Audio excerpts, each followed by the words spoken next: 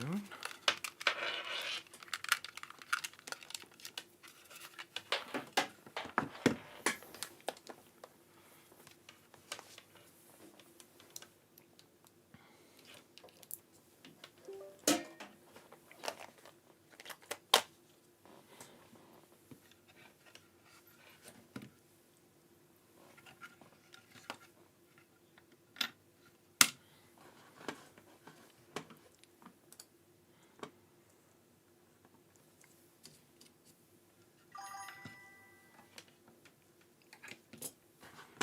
Hey, afternoon, or nice and early morning for me.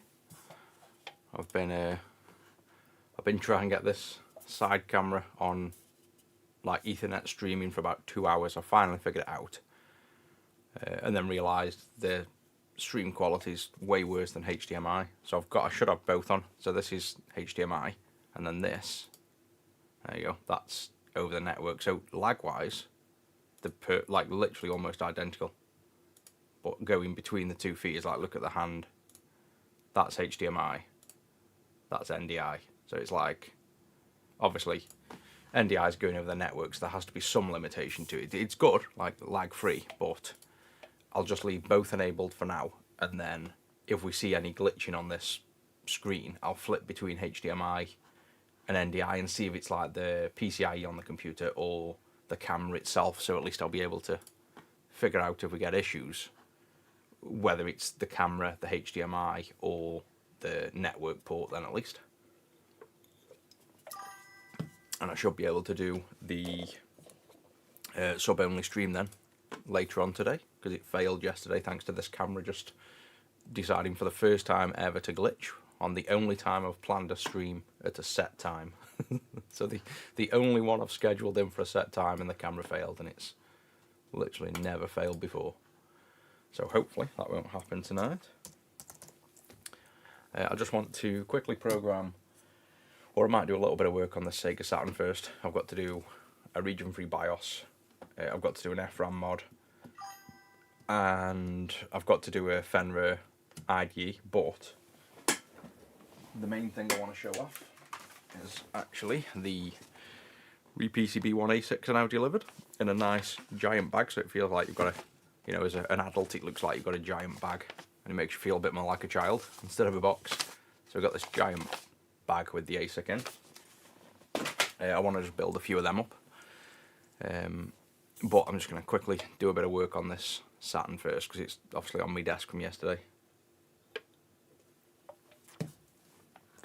And to be honest, I think it's the first time I'm programming a BIOS for the VA0, so I'll see if it even works, because I know the SOP BIOSes that we sell, they're byte swapped, and I don't think the Sega Saturn VA1s or VA0s are byte swapped. I think they are just normal order bits. So I'll program this not byte swapped as worldwide BIOS, and I don't even know. I think this BIOS works, the 27C400, but like I say, I can't remember off the top of my head even doing one of these, so I will see if this works first.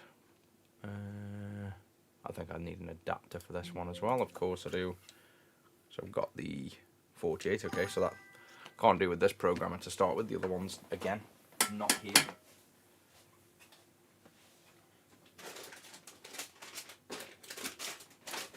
Yep, the other one isn't here, so I'll actually have to program the BIOS later, but we'll still fit the socket and do the FRAM, I think.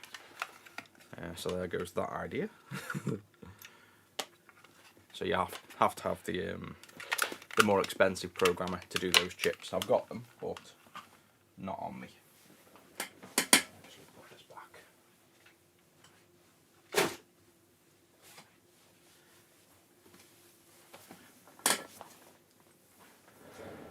This is a Sega Saturn, so much older than a PS4. This is a maxed out one, so this is having 1 terabyte hard drive with all the games. It's having a region-free BIOS, an FRAM mod. I'm not going to do this all on stream at the minute. I am going to do a Game Gear RePCB. We've had the new Game Gears in, but for the minute, I'm going to just do a little bit of work. I'm going to put a socket on this, and then I'll probably jump on the Game Gear after I've put a socket on this, because that's what I really want to show off.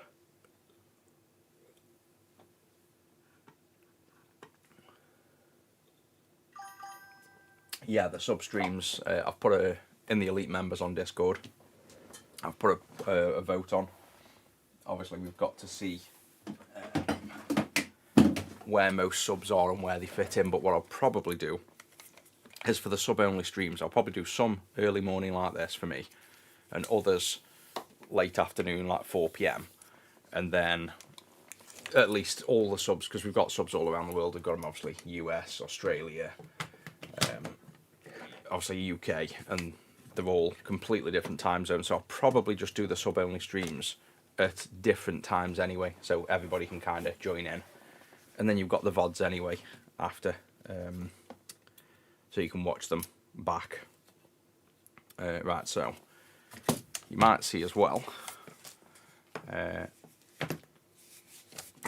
now got this desolder gun back out, the thing I always say I never use. Yeah, welcome in. Yeah, doing good. Thank you very much.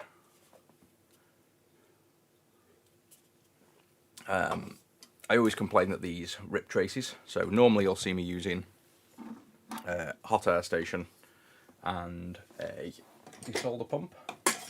So I'll normally go over like pins with the hot air, obviously not this nozzle, and then I'll desolder pump all the holes out. And tons of people always tell me I need to use a desolder gun. And then I obviously get the desolder gun out and say, I've got one and the shit. But I decided to try and figure out why I've got a problem with them and nobody else seems to. And I figured out, and the problem I had is, I always say, it rips the traces. So if we looked at, say, the traces on this board, where is the chip I'm going to do? So these pins here, say you've got these little tiny traces coming off, like here. What I found with the desolder gun is when you put them on, no matter how delicate you are, and then you desolder pump, the tip of this, and I've got to be careful because it is turned on, the tip of this would rip through them fine traces. But I've found out the only reason it does that is because it comes with a stock tip, and I didn't even know you could change these. And the size of this tip massively matters. So that being so wide, when it goes over, and you bear in mind this is like a boiling hot tip, that goes through, and the trace, obviously that's outside of the annular ring, gets caught by this tip and rips through. So the problem all along I've had with the guns is actually it's the tip being too big.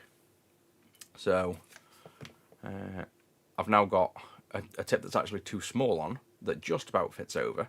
But to prove the point that will it actually rip traces or not, if the tip size is right, and it basically works perfect so far. I've only used it twice, but works really good if you've got the right size that doesn't go over the traces. So I'm actually going to try and use this desolder gun to do all these pins basically, and I'll probably still use flux to help with it, but we'll try and take this entire BIOS off now with the desolder gun, which obviously the benefit is it's much quicker than hot air, and well, that's really the only benefit. It's quicker than hot air. I guess there's also places where hot air is difficult to do based on things around, but let's just give this a go. Yeah, it is turned on, isn't it? Yep, so this one should, yep, that's on. Let's get the fan going then.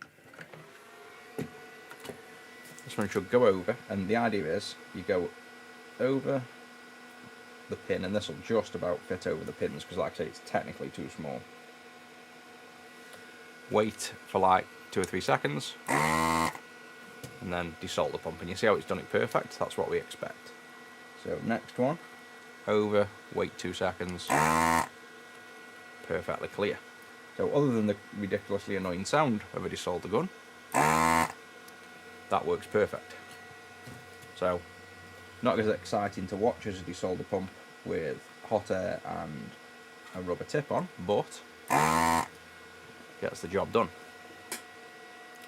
So let's see if you get any better angle from here. Thing is, I'm left-handed and the camera's on the left. Do I want to hear a joke? Maybe. Is it going to be something to do with the size of the tip?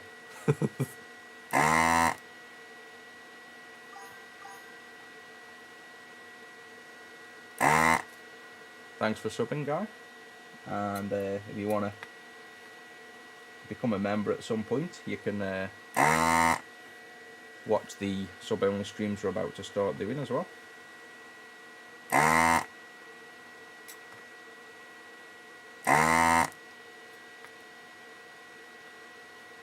Now this one's a thick ground plane, so whenever you see traces that are quite thick, so like see this one, it's got the big ground plane here. It might not be the ground, but it's got a thick plane, so I left that one on a little bit longer before I desolder pumped it. But this does fit over the pins, but I found on the other one I did the other day is it barely fit over. So you want to, this is a 0.6mm tip, I think a 0.8mm is probably more useful for most things. It's just so annoying, the sound is the only thing.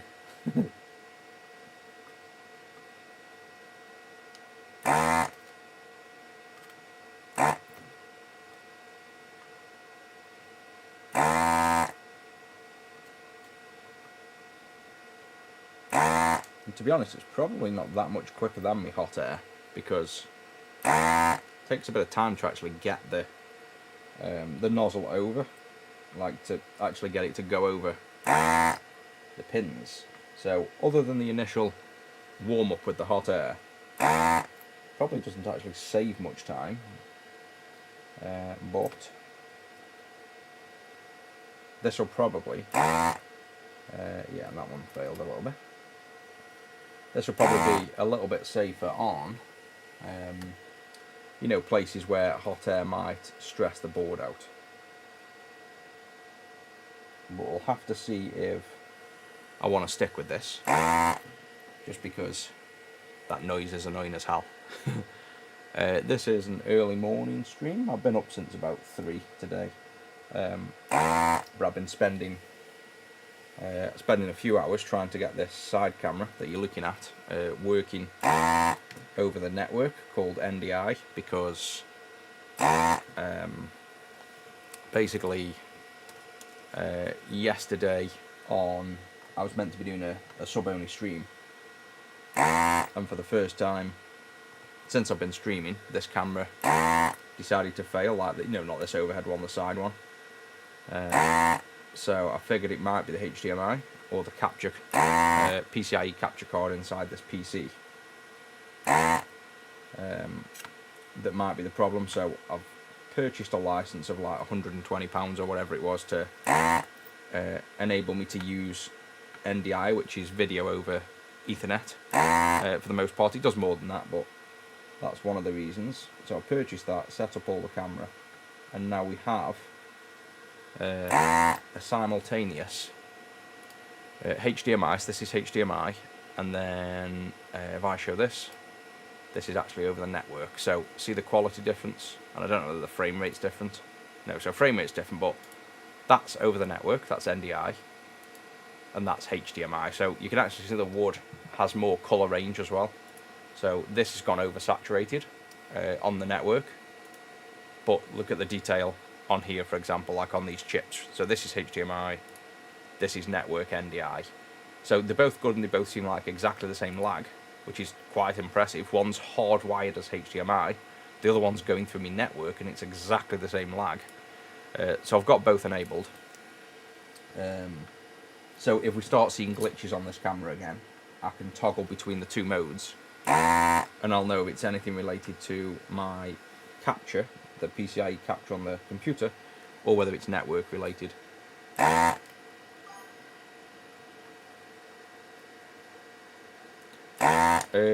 Located, I'm in Stoke in the UK.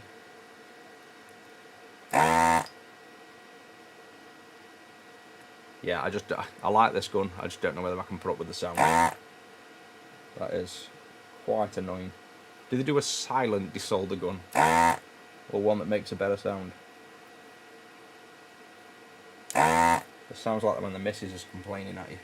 It's not a sound I want to hear. Right, I think that's all the pins.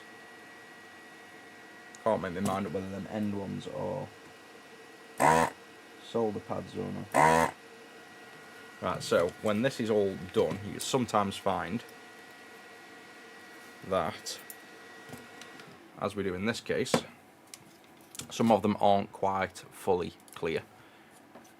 So you'll find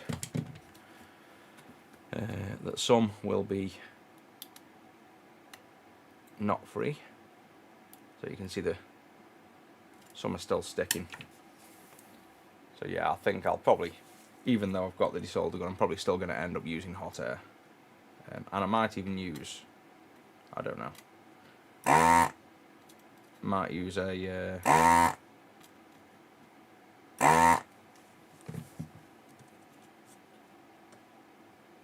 hot air to get it off the normal way I would.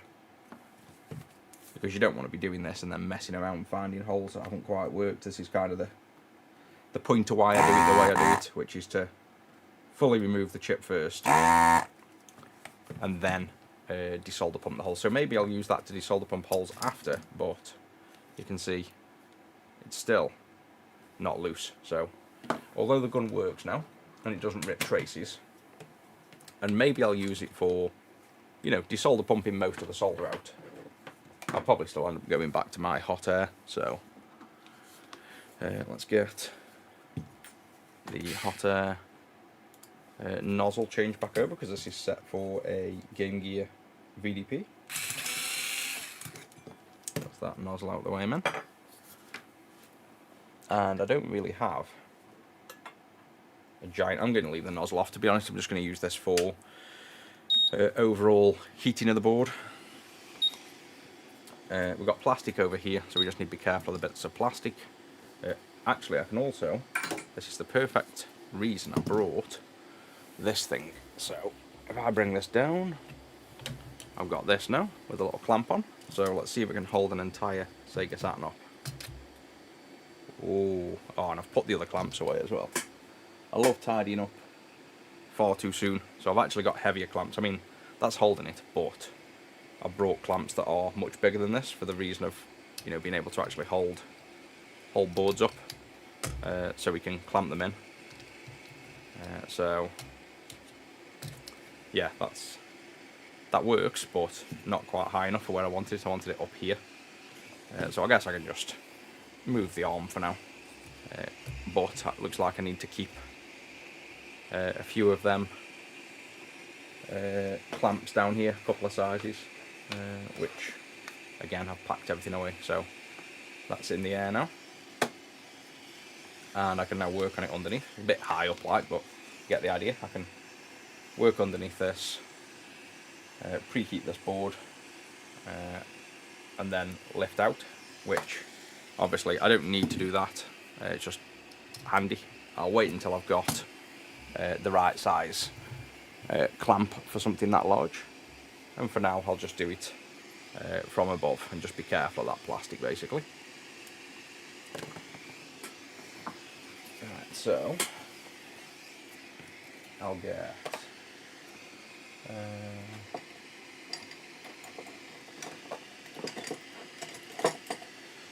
this for pulling out. So this is a little clamp in the sense that goes over like that, and I can warm this board up. So I'll take this clamp off for a minute, because we're probably a good minute or more of preheating before this will even be realistically loose to lift off, and then we'll put the clamp over.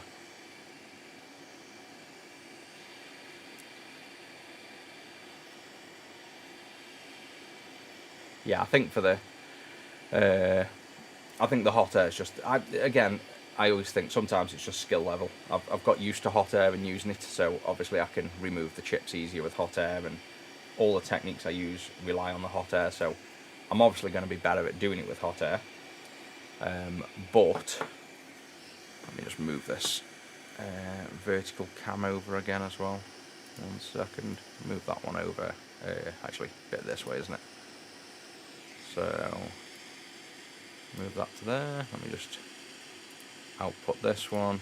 So I'm just, for those on horizontal, I'm just moving the vertical stream slightly over so it's more in line with where I'm working. There we go. Yeah, so I'm used to using the hot air in there.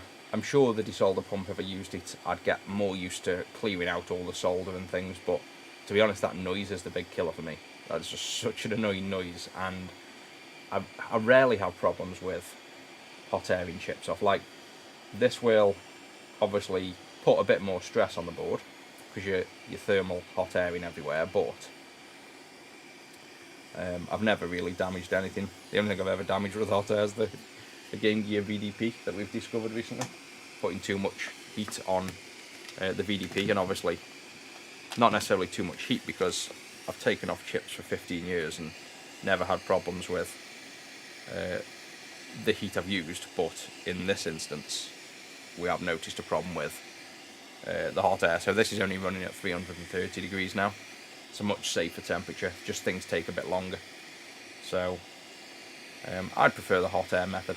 Just take your time, warm up the board slower and remove things, and then clearing the holes, that's sometimes a pain because you get thumb cramp from using the desolder pump, the manual one.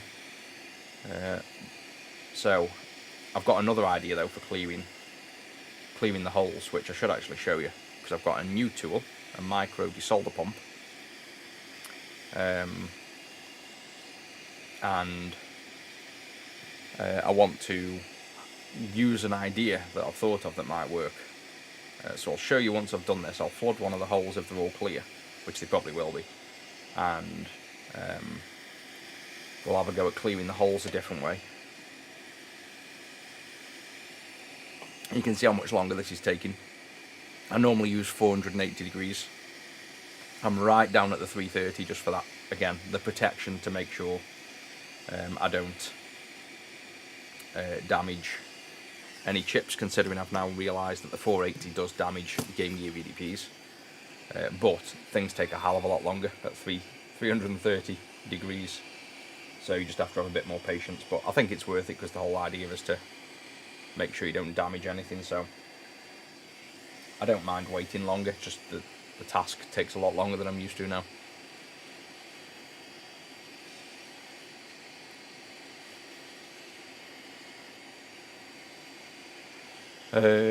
Yeah, cleaning the holes with hot air, desolder braid. I use pretty much all techniques, so I've tried desolder braid. I think is probably I rarely use desolder braid, to be honest.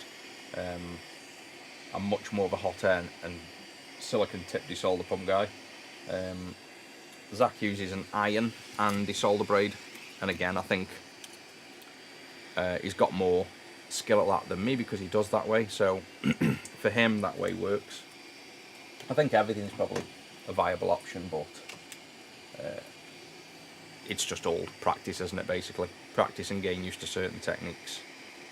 I think 330 is maybe a bit too cautious. Let's go 350. Otherwise we'll be here all week. And this is with holes that have basically got no solder as well, so you can see how delicate the 350 is.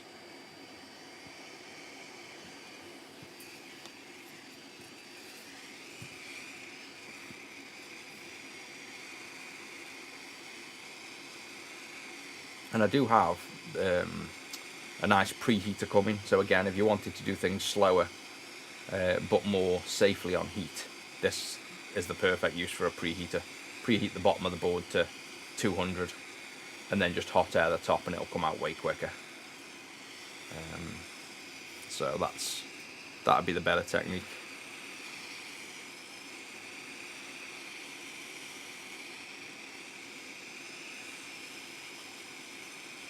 Yeah, and to be honest, I'm just going to go back to my usual 480 for now. I can't even count how many of these I've done. Well, let's do 410. I know for a fact Saturns don't die doing this, because the only thing I've ever known hot air at 480 to kill is the Game Gear VDP. There's nothing else that's ever been damaged doing this, so I'm just going to go straight to my 480. And we'll find this should come out in no time now. Any recommendation for the arm? What, the pull down arm thing that I've got the well, I was about to hold the board with. It's the same one I use for my microphone. It's AOKEO, it's called. So AOKEO. If you type that into Amazon, and then just put something like microphone arm, it'll come off like that.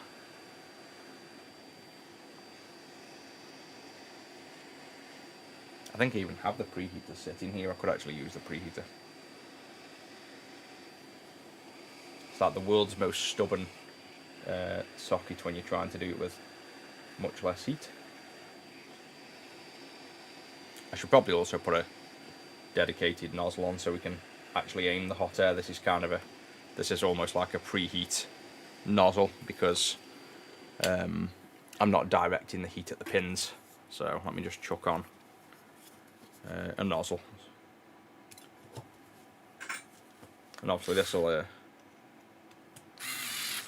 take a bit longer to get used to because I'm trying new techniques and new air temperatures and stuff. So this isn't the normal air temps and way I'd do this. I'm just playing around with some new techniques at the minute to try and do things with a bit lower heat and stuff. So let's put that up there. This is why I want my little grippy arm thing. It works quite well. Back to my phone stand. So let's direct the heat now at the actual pins.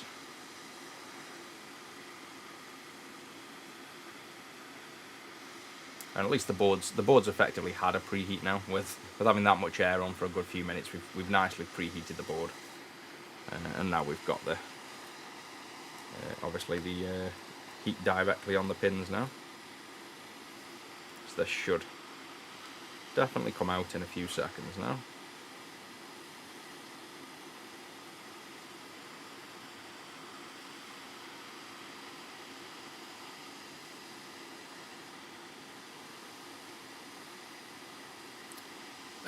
No, the chips don't always fall away. They tend to bend the legs slightly in the sockets, or they're just a bit firm. I rarely find the dip 40s will fall out. Some chips will, but not these dip. I've never known the dip ones generally fall out under hot air. They might do, but I just put the slightest bit of pressure on, so I'm not really like applying pressure with this hand. I know my hand's completely in the way of what I'm doing, but can I zoom out a bit? Where's my little controller? Zoom out a little bit so you can see a bit more, but I'm just resting my hand on there and just like the slightest bit of pressure just to feel when the chip is loose. Otherwise obviously you can just pull traces and things. You don't want to be doing that.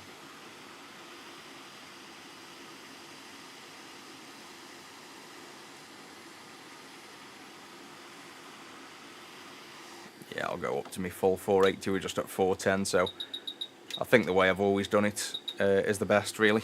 480/80. I think just maybe on the Game Gear VDPs, we obviously need to be cautious, and for now, I'll probably wait till I get this larger preheater for doing things like this, and I need to practice if I want to remove stuff.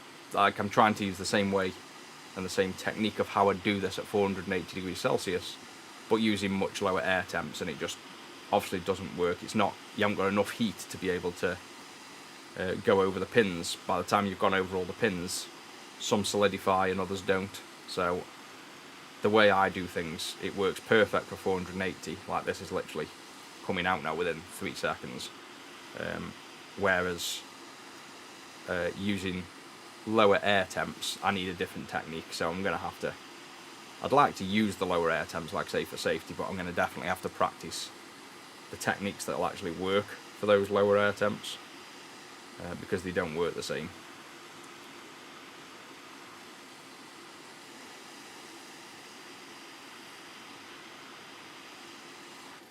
So that's going to come out now, so I'm going to flip around and just do it from above now to finish off, because I think once you feel the chip starting to move, I like to warm it from above, so that as the legs are coming out of the holes, they don't cool down and rip the top traces.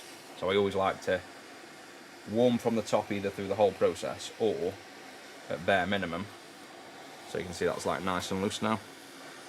Just lifts out with no worry. And that was, I know the board's had a whole preheat, but back to my 480 temperature, and it took no time at all. But anything lower than that, and it just doesn't work. That's why I've always liked using the hotter air temps, because instead of spreading the heat through the whole board like we've done there, which is probably better thermally, like it probably doesn't stress the board as much because you're soaking the board with heat.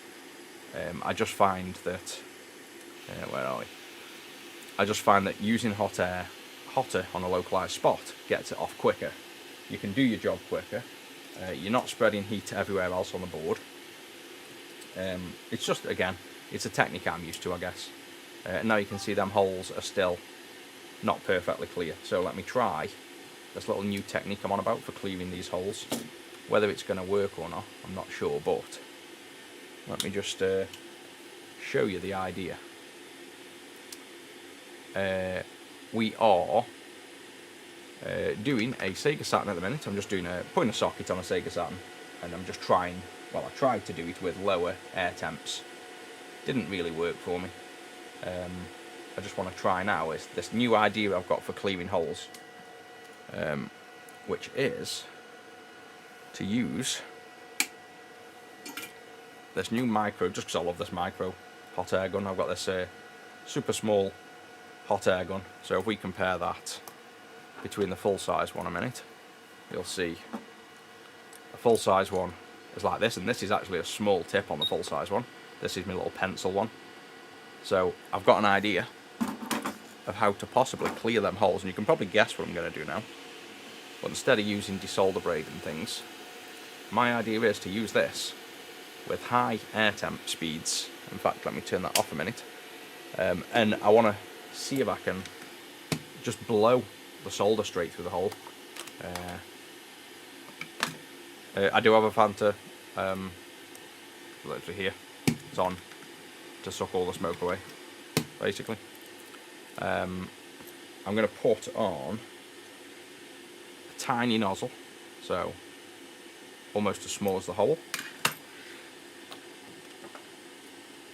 I don't even know how you're meant to get these out, by the way. I'm just grabbing with cutters lightly there and pulling. Probably should use a silicon grip to do that. I'm going to put this really fine tip in, turn this back on, and I'm going to put this up to can I set different modes? That's 400 and quite fast. Now I've already killed one of these tips being too hot, so let's see. But my idea is just go straight over the hole, right on the hole, literally right on, and can we just blow the solder through?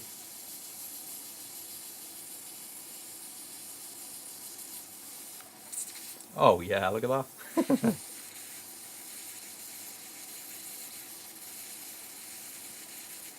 Well, it worked for one. Is this a thicker ground plane? That one does not want to melt. And is that... No, I thought that might be popcorn or something. This might need preheat, but going over the holes and just blowing through seems to work. Let's try... I don't know if that's solder or a leg there. Yeah, solder. That's working very good. New way of cleaning holes. And maybe this needs even more airspeed. I just want to be careful because, like I say, I have killed one of the tips doing this.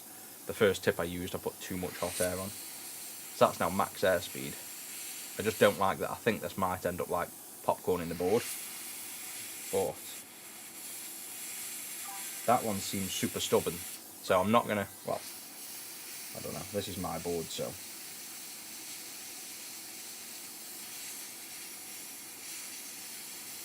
Yeah, there's a lot of thermal mass on that little one. So it doesn't seem to want to work for thick thermal masses, but all the others literally just blows out the solder. So I think it works for like ridiculously well. It'll just not work for certain, well, I don't know actually, is it working or is it just pushing solder?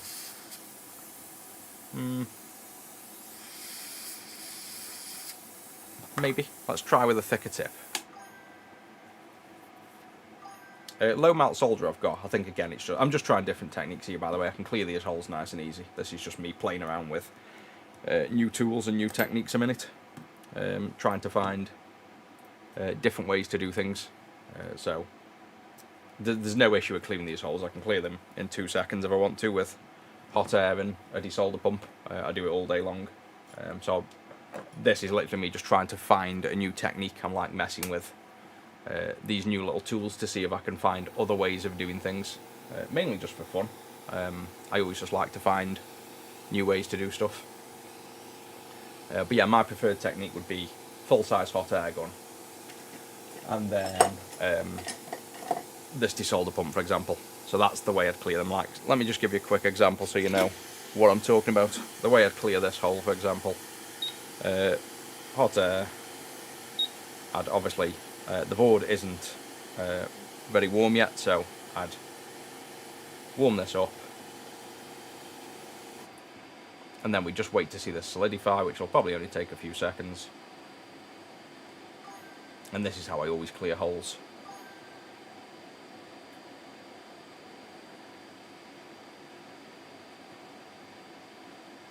And then you can either wait to see it solidify, or you can just attempt to pump. So based on, again, I've done this quite a lot, so based on my estimation, this will be ready in about 3 seconds. So 1, 2, 3.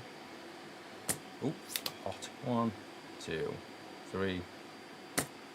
Like that. And that's how you clear the holes, nice and easy. You know, it's not difficult. I'm just trying to do this a different way. So this is how I'd do it. I'd go down all the pads, preheat everything, and then just work your way down. So I wouldn't bounce between holes. I'd just literally go down in a line and clear them, and it's, you know, super easy.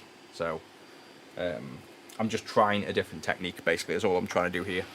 There's no real need to it. I just got a new set of toys and I'm trying to use them, basically.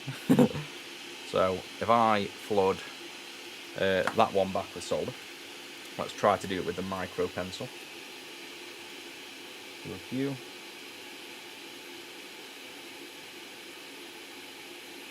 So there's a few more filled back in.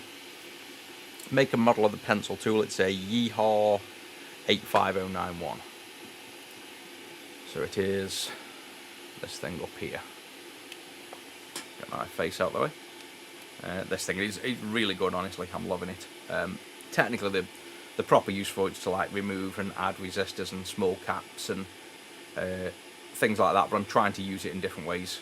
So, like I say, it's just more fun. I'm just trying to figure out new ways to use the tools I've got. So obviously those that don't realise I'm kind of messing around and trying to find other ways of doing things will obviously be wanting to recommend better ways of doing it. But yeah, I know how to clear this. I'm just trying to use this hot air pencil for everything it shouldn't be used for. So I've put a bigger tip on. Let's see if the same idea. Bigger tip, max airflow. This is set to 390 or 400, I think, by the looks of it. So I'm going to go over and try and just blow these clear again. Now we've got a bigger tip.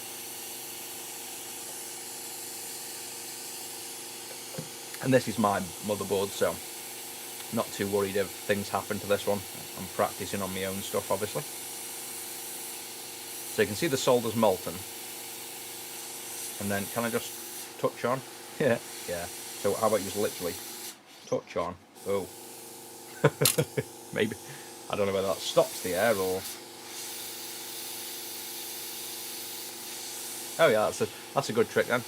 Warm it up till you see it molten and then literally cover the hole. So wait for it to go molten like that, and now touch. Oh yeah, spray solder everywhere doing that. I think if I practiced I'd probably get this technique down.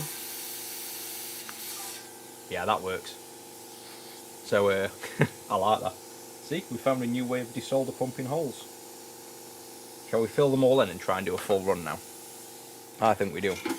So let's fill the whole holes in, and I'm going to see if I can do that as a whole run, because that is a cool technique. That I'll probably be spraying solder on the other side of my board, but let's see what happens.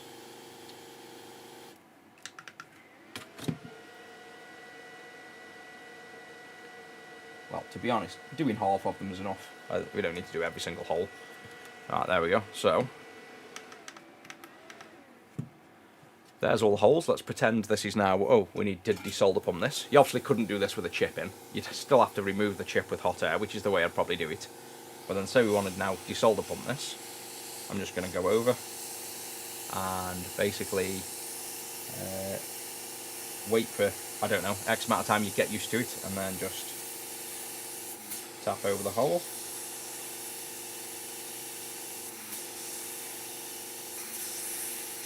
So big is the hardest. He's definitely the heaviest thermal mass. The others definitely work nice and easy. You can't tell me that's not cool. Who now wants a micro pencil just for desoldering holes?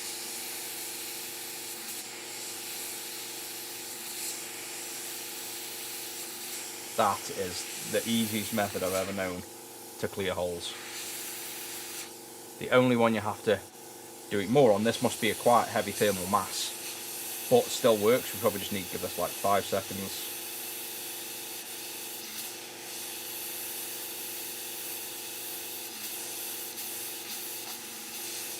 There we go. So with practice, that's my new way of clearing holes out. That's quite cool. So yeah, that was worth me messing around with, because now I feel confident that we could do that to clear holes. We've got to look at the state of the board the other side, like it might have made a complete mess. But good thing it's on my mat, it's not anywhere else. Like, it's blown it clean through the board, and like we haven't quite cleared there, for example. Let's just do that bit there. But yeah, it's blown it through the, to the mat without, nothing's gone on the board. It seems like it's literally blown the solder straight through.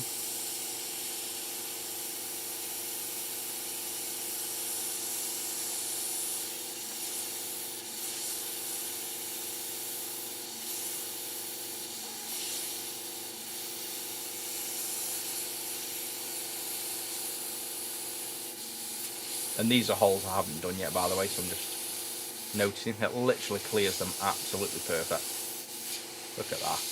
That is flawless. That's probably the best technique yet. And I've never seen anyone do this before.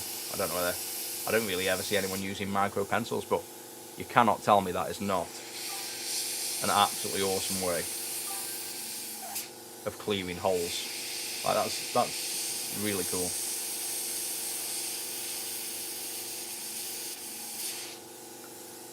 Yeah, that's well good. I like that.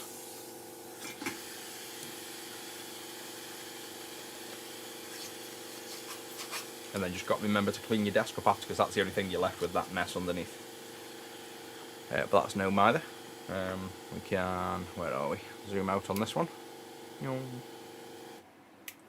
then I normally see if it's stuck. Yeah, stuck in a nice little ball. So what you probably could do to clear that mess up is just get your soldering iron. Obviously not really the right tip. Let me change tips, because now I've actually brought the correct tip up. Let's put a big conical type tip thing on here. Wait for it to get up to temp, and you can just use your soldering iron to remelt the solder into one big ball and clear the soldering iron tip off. Done. So yeah, I think obviously we tried a load of different ways there, and looks like it took time, but now we know what works. I think that's going to be my new technique for clearing holes. Right, let me clear this desk up a bit now, because I've got stuff everywhere, and I was in the middle of a Sega Saturn build, obviously yesterday, when all the cameras screwed up. So I've just got stuff everywhere at the minute. Let me clean up and let me catch up on chat, because I haven't been looking at chat for a little while. I'll catch up in a second. Well, I'll catch up now as I'm messing around and clearing up. Why not use the solder gun? We've tried that a minute ago as well. Literally tried that on stream a minute ago. Didn't clear the holes very well. I've even got the correct size tip now, and I did say this does work, but it doesn't clear the holes fully. And it also makes a really annoying sound. So I don't think, even though I've now figured out how to use the desolder gun properly, I still think that sounds too annoying for make me want to use it. That tip can go over there. Yeah, I need a bag for these parts. Let me move the satin out of the way a minute. I'll finish this off later. Zoom that out a bit, we're a bit zoomed in.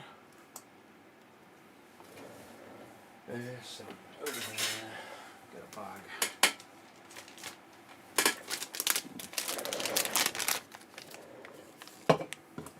Just put all this stuff out of the way a minute, and then we'll put a socket on here, and then I'm going to jump on at the Game Gear 1 ASIC, because we have, that is the title of the screen technically. They've been delivered now, so I want to get a few of these built, make sure they work. Obviously I hope they do, because I've made 500. The prototypes all worked fine, but I always still check, even if we have working prototypes, once I get mass production done, I double check again. Obviously I get the products as they get delivered, test them before we ship them out to customers to make absolutely sure everything is as expected. So I'll put that queen cell in separate.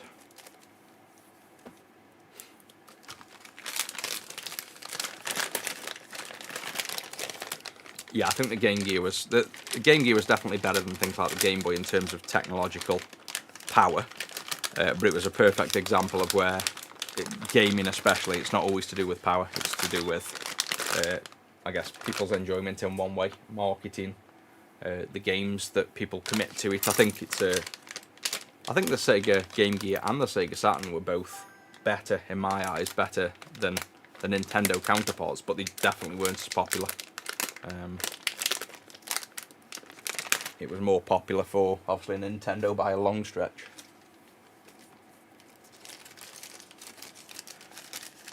Yeah, from the UK, Stoke-on-Trent. Right, that is all the Sega Saturn stuff cleaned up and out of the way for now. I'll jump back on him later. I was going to do the FRAM mod, but I want to crack on with this Game Gear thing, because what we're on now, it's 6 o'clock, so I've got a few hours yet.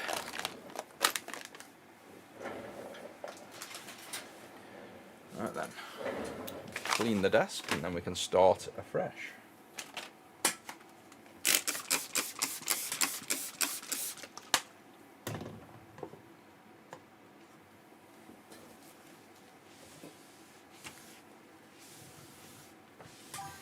And I've just done, I don't know if it's still here, and that thing is gone, just done a Nomad. I don't technically work on them because we had to limit how many things we worked on, but I did it as a favour for a customer.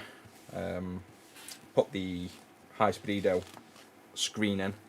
The Nomads were, in my eyes, terrible screens, one of the worst. And the high-speedo screen is lovely. Like, it's still not as good as the clean screen, because it's mainly, I think, just because it's RGB, analog RGB coming out, not digital, and they have to, obviously, you have to pick points at which you convert the analog to digital, so it's never quite as pixel perfect as things like the Game Gear that can output pixel perfect signals, like digital signals. But I thought it was really nice, like seeing the Mega Drive Sonic on a small screen with all those added colours and everything else was like, because I'm used to seeing the Game Gear one, like Game Gear Sonic 1 and 2. The Mega Drive Sonic is so nice on a small screen. It's made me almost want to put a Nomad into a Game Gear, like maybe make a converter board.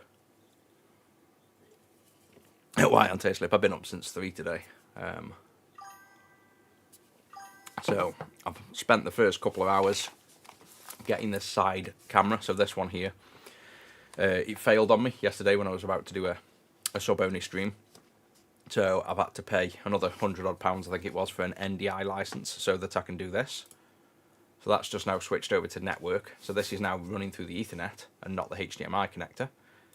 And that's the HDMI connector. So now I have this side camera in case it fails again. I've got 2 streams. I've got a network port and I've got a local HDMI port connected. So that took a few hours of my time this morning, otherwise I'd have been on even earlier. Yeah, Game Boy shell kit fits the high-speedos, every single model. Even the laminated V5, it fits in our shell with no cutting. We do offer the high-speedo as an option on the GBA send-ins and ready built. but nobody picks it. They always buy the clean screen. I literally brought like 100 high-speed Edos because I figured people would like a cheaper option because the clean screen's more expensive, and pretty much nobody's brought the high-speed Edo. When they come to us, they always buy our clean screen. But yeah, it'll fit fine. So this is the production-ready RePCB 1 ASIC. So I've already built these on stream, but they were prototypes. This is now the fully mass-produced. I've got, I think, 1,000 or either 500 or 1,000 of these. I think it's 1,000. So let's really hope these fully work and nothing changed between production and mass production. Like, you know, sample run and mass production. Things can change. So I need to test this and really hope it doesn't. So we need to transfer an ASIC over here. And obviously we never know. Never know whether things are going to work off a Game Gear, because we don't know whether the ASICs we're taking off are even valid ASICs either. But if everything goes to plan, we'll just swap an ASIC over and this will all work. This one also comes with our crystal now. So again, if that's all working, you don't need to put a crystal on. The only thing you now need to put on this entire board is an ASIC. Chuck the ASIC on, and you can test using the USB socket here and a headphone plugged in here. So literally transfer your ASIC, attempt to read. Obviously here we use a game slot, so you don't need to even put the game slot, you know, the original one, and you can use our game slot that plugs in. So this is going to be much easier than the 2 ASIC. All we've got to do is put one chip on, but it's also a much finer pitch chip than the 2 ASIC. So in one way it's easier, and in another way, oh, that's nice, and I've focused it perfect. In another way, it's a bit more difficult. And you'll see we have these as well. So VA1 is blobbed by default. But if you want to use VA45, this fully supports it. So you desolder this bridge, you solder this one, and then I've even put there, don't forget bottom right. You scroll down, and it's here. So you need to blob solder on that pin, and them 2 pins if you want to use the VA45. But by default, most of them aren't VA45s. So this comes ready-made basically for normal ones. And then you've got all your test pads here if you want to solder your wires manually to other screens, which I wouldn't recommend. You want to use the clean screen. But you're free to try and use other screens. I'm sure pretty much every other screen on the market's been tested on these now and does work, but it's not something I plan to support or debug if people have issues. I've got no intentions to support the other screens. I want you to buy my screen, basically. So if you think other screens are better, you just let us know. I'm just about to release the V4 clean screen. It's gone into mass production today, so that will be out within 4 weeks, hopefully. And if it isn't, we're out of stock of clean screens anyway, because we have literally, I think 10 clean screens left, just to scare everybody. So if you want a Game Gear clean screen before Christmas, there's about 10 left, and then they're gone, and they won't be coming back. The V4 will be coming out. Right, so we need a Game Gear. We've got that ready. Let's pre-tin this first. So let's just get some solder on these pins.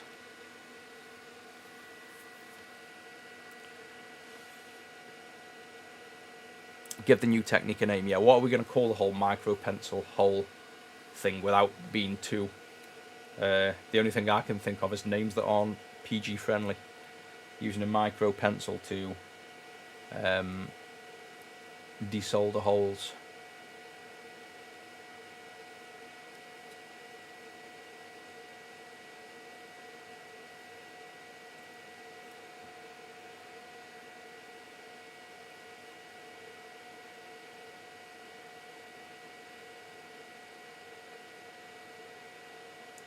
See, look how much better the wellers are. I know I've spent about a month telling you guys that the £50 irons are as good as the expensive ones, and obviously that's why I've used them. And this isn't a new weller iron, this is one I've owned for about 10 years. But there is a level of difference every time you have to apply solder, and it's all in the well of this tip. So see how that well's full, so it just looks like flat. If I clean that off, you'll see it's actually got a divot in. These are one of my favourite tips. So you fill that divot with solder, and then you can do things like that, tin the whole thing without once having to reuse the solder. So yeah, the expensive irons are obviously better than cheap ones, just the difference between £50 and £1,000 isn't worth it unless you've got that kind of money to spare. So I just figured, again, the whole new mini hot air gun, I just decided to change the hot air station and my soldering iron back to another one as well, just to change it up a bit. So that's the retinned on there. Let's get a Game Gear now. So I've got tons of 1A6. Luckily, I've used all of the 2A6. We have none left, but I've got plenty of 1A6 now.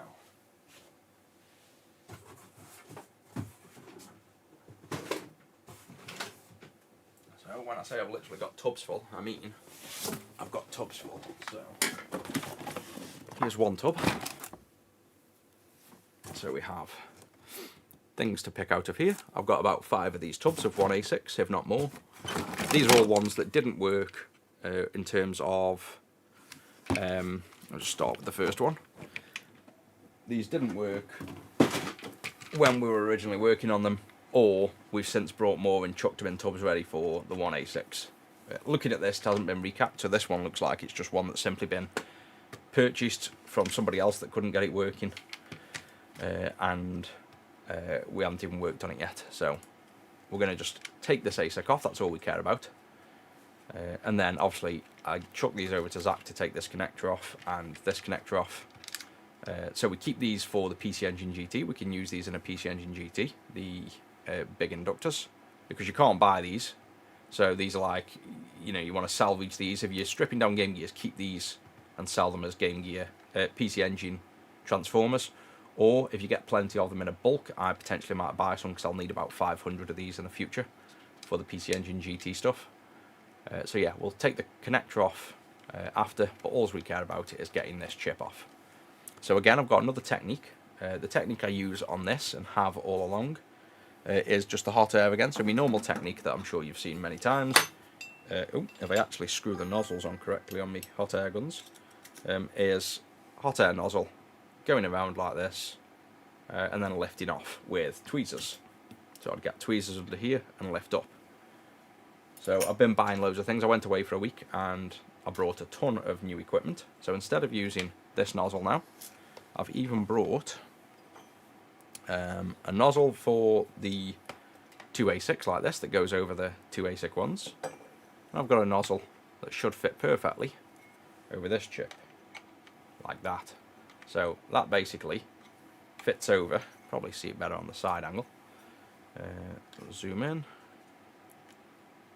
come down here a bit. There we go, just move that up. This should fit over them pins perfectly over the chip. So the idea with this is you just hold the hot air gun there steady, and it applies heat directly to the pins and not the IC to protect the IC.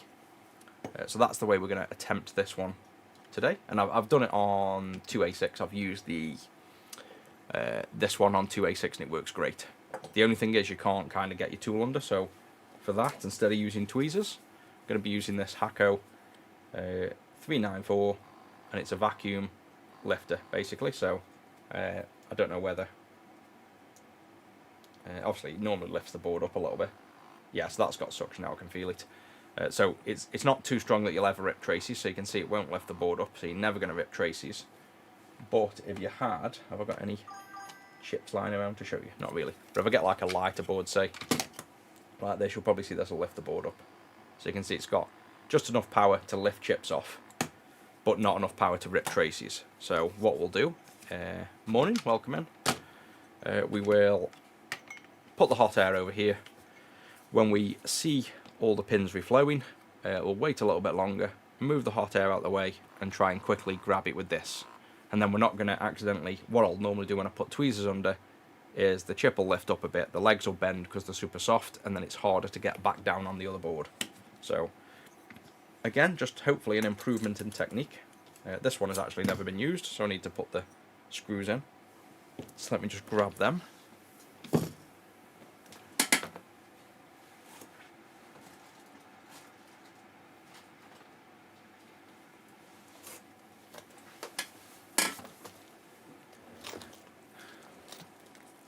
Hey, welcome from Norway.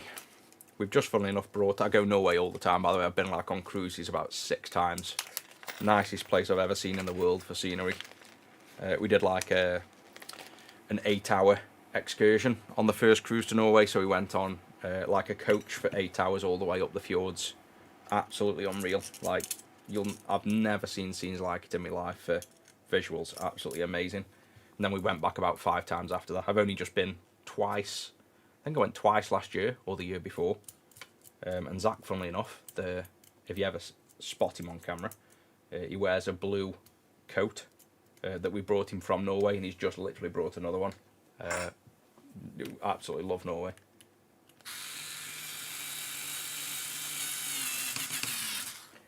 That's now on. So you can tell I've never used this because we've not even got the screws in it yet.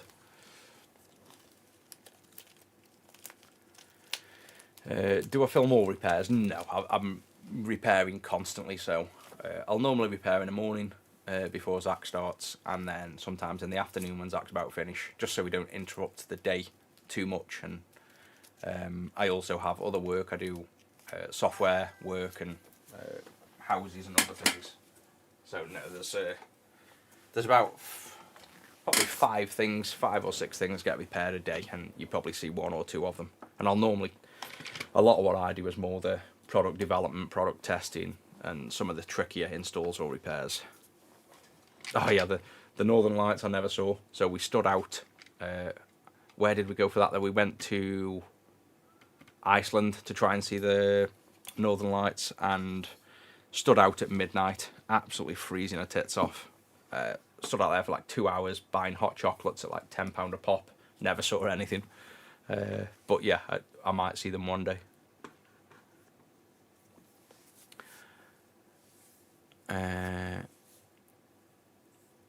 The final product is Game Gears. We have shipped them all yesterday. So yesterday's stream, if you looked back, I kind of quickly showed you. Well, I only really zoomed in on the desk to show you we had 6 Game Gears yesterday. I don't think any more are built yet. Let's have a look.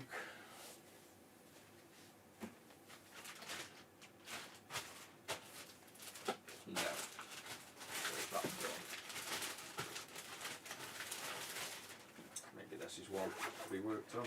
Oh yeah, so we've got, I think this is one for a customer to be either repaired from the desk to be worked on. But it's not screwed together. So this is either coming for repair by the looks of it because the screen's a bit dirty. But obviously this is a Game Gear. Presuming, let's see if it even works. It'll come in for something, so must have some kind of issue, I presume, or maybe it's been worked on. Yeah, it looks like it's got probably game load issue this is coming for, probably. But yeah, that's the product. That's like the cream rare version. This was obviously our shell, but this is based on the original cream. That's a very rare Game Gear. This one's coming in for, it's got to be coming in for repair because it's on the desk to be worked on. You can see there's the original Game Gear board, and that's why it doesn't work, because it's got a shitty little funny plain Game Gear screen on. So you're probably going to find out that's the problem with this board. At least the customer's gone with decent clean juice and clean amp duo. But yeah, these things are the like, genuine. I don't say it just because we own clean screens, but this is the worst Game Gear screen going. Even the cheaper, just unbranded screens are better than the Funny Plane. The Funny Plane is just a clone of a McWill.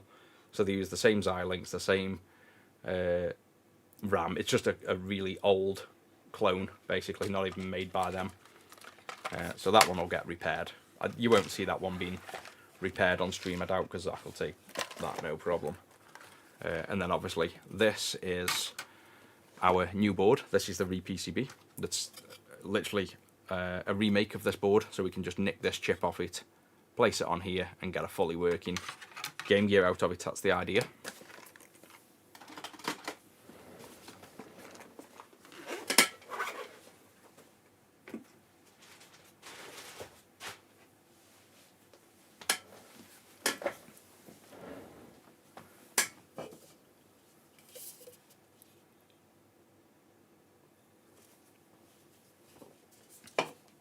Electric screwdriver, yeah, it's one of the first ones I've found that does actually have enough power, and that's on the minimum power. So you can see when you press it, you've got 1, 2, 3, 4, and that, like this, will genuinely open almost anything a proper impact will undo. So just undoes. Yeah, I keep forgetting I'm left-handed and you can't see. You know, it'll go in and you have to really, you know, push down if you want to. Obviously, crazy strong, and I'm not going to use this board, so that is literally on strength 1 there, and that's strength 2. It's actually threaded the plastic clean through. So obviously that's why I always use it on 1. And what I do is I hold, say I'm screwing down now, I'll hold it loosely like this. So when it gets to the bottom, instead of tightening over the plastic, my hand will just twist instead. So I don't do it like, you know, I don't hold it like this. I hold it like this, but I'm holding it weak, and you'll see my hand just slightly turn like that when it's screwed in. So I'll just screw down without holding this firm, and then it'll either spin up like that, but it's not going to round because I'm not applying pressure, or most screws bite, and then you feel like they just won't bite. Some of them bite, and basically you feel your hand twist, and you let your hand kind of twist instead of over tightening. So normally you don't want to hear that clanger because you're normally rounding screws off, but I'm holding it loose for that reason, so that when it does tighten, I don't over tighten small screws. In terms of make though, this is I think I got it off TikTok, funnily enough. I got it a while ago. Might be TikTok, but if you can find it, it's just, I don't think there's even a make or a brand. Maybe that TY SC07 is the make of that, I'd say. Right, so where were we? We wanted to take this chip off, so let's go over this chip. I'll put some flux on just to naturally deoxidize the pins as we're taking it off, and then I'll use the Hako little lifter tool to lift it off when it's done. I think we actually found out the best way for you guys to see this is this side camera zoomed in, to be honest, so you can see it happening. That works better than the top down for this, because the way it works. And then I'll plonk it probably straight onto this board. So I'll keep this board out the way. I'll put some flux ready on this other board. Now the only thing to bear in mind when I'm moving it over, and don't let me forget this, is on this board, see the Sega text is facing down. On my board, this text wants to be facing across. So the way I write the text inside these holes is the way you want to see the text. So this text wants to be literally that way. So we'll have to lift it off here, twist it anti-clockwise, and then place it onto that board. So if you see me not twist it, or you see when I place it down on this board, Sega isn't written this way, give me a shout, because I'm putting it on the wrong way, basically. And this is set, well it isn't, but I'm going to set it now to 330, so 330 degrees Celsius and 80% airspeed. I'm going to set this to.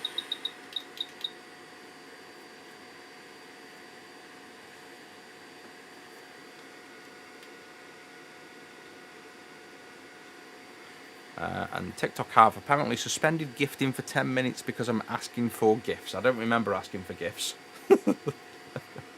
Gotta love TikTok. I don't think anyone's even gifted unless I've not even been paying attention. But yeah, let me just show you this. This is what I deal with every time on TikTok. Something just completely random. If it isn't suspended from views, it's... I've apparently been asking you guys for gifts. So yeah, somebody tell me if I've just asked you for a gift, because I genuinely can't remember doing that. I mean, feel free to send me one now. You've got 10 minutes till you can. But yeah, they've either got AI that just doesn't work and just keeps banning random lives, or something else I don't even know. Right, so what I'm going to do, actually, I'm going to turn this board that way. Yeah, there we go. So what I've done is I've just got the other board ready and placed him here, like on an angle. Wow, that's not very clear. Is that too close for the zoomy? Yeah, it's like too close for the zoom, but I've put that at an angle, the right orientation, so I can lift it off here and place it on there without, you know, having to remember to twist the board, basically. So that's what I'm going to do on there. 80 pin QFN. No, this is 144 pin, I think, and I think it's a 20mm by 20mm QFN. The head thing I'm using here, I think, is a 20mm by 20mm. Again, we don't care about melting the plastic or the connectors or anything on this board. We're not using this board. We're only using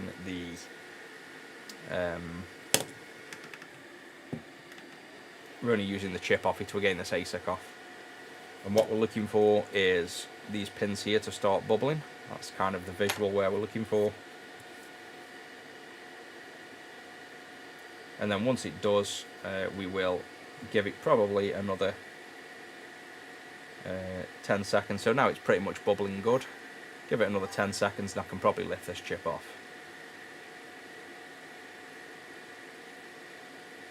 Right, I reckon that's good. So I'm going to remove the heat, go in with this little solder socket and try pick him up.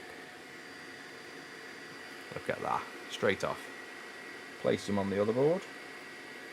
And we'll put the hot air down a minute.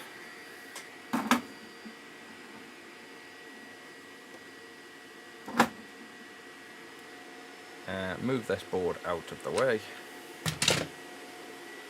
And now we have this one that we want to position.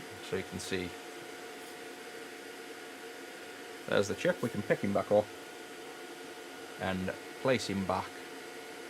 And the only thing with this I say now is you want to be as accurate as you can be on the position of this, because when we come to resolder this down, we can't really see I normally nudge the chip around and stuff, and when you're using this hot air tip that kind of engulfs the entire CPU, you can't really nudge it while you're hot airing, so you want to get this in as best position as you can before you reflow. So that looks pretty good. Let's zoom in.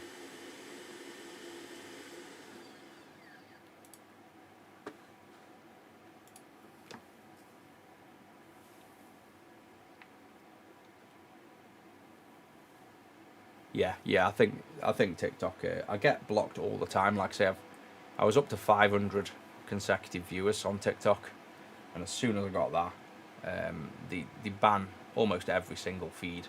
It's just annoying because TikTok's my biggest audience for the repairs by far, and obviously we're growing it now on YouTube and Twitch, but it's like where everybody knows me in terms of these repairs, and TikTok just do not let me grow.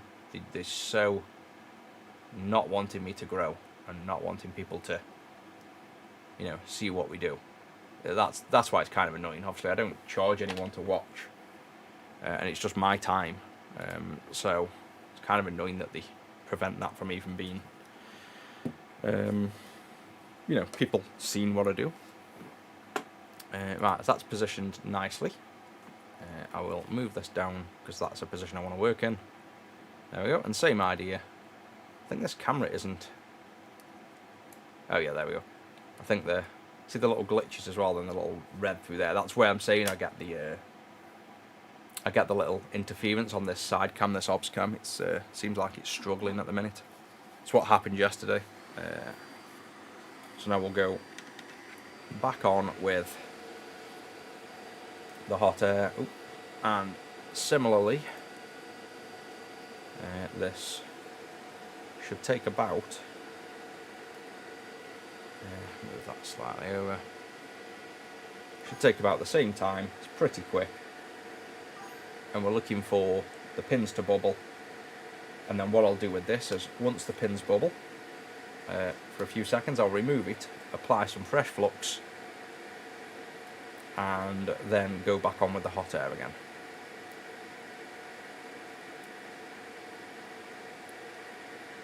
Yeah, I think it's the wrong way. Nope, right way. It's the camera's at the side, so this is actually the top of the board here. So the text is going this way. I've twisted the board around, so I'm actually working on it sideways just to confuse everyone. Yeah, if it's on the TikTok, and it's like, I have recommended people to try, YouTube, in case we ever get to the point where TikTok just don't let me post and stream because they keep blocking it. Then at least we haven't gone offline. We're just, we'll still be streaming. And I do have, I am verified on TikTok as well. I do have a full account manager and everything. I should probably reach out and just say, can you Can you see why I'm constantly getting, like, you know, suspensions and warnings, and they're not really banning anything, they're just like blocking visibility on the stream and stuff like that, which is just more annoying than anything. So you can see these pins all reflowed, and even though they're in line, we've got quite a few bridges. And that just does happen on these 1 ASICs. I do find you'll get naturally a lot more solder bridges that you just have to remove after. So a bit of fresh flux, reflow again for a few seconds. And that's all good. So now we'll obviously have to remove them bridges. But those bridges won't come off by just keeping the hot air on longer. That's not how it works. It's going to have to be soldering iron down the side. Yeah, so I'm not. That's obviously got all the pins on, but it's definitely going to need soldering iron running down it to clear off. See all them bridges.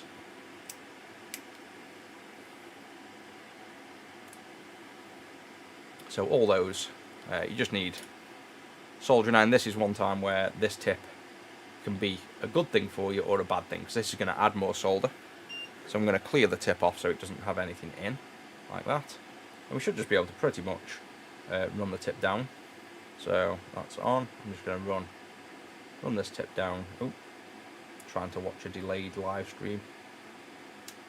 Probably need some fresh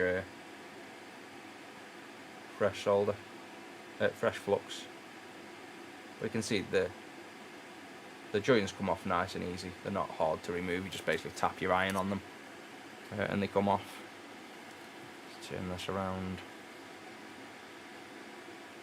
That side looks okay. Those pins at the end are meant to be joined. They're 2 ground pads.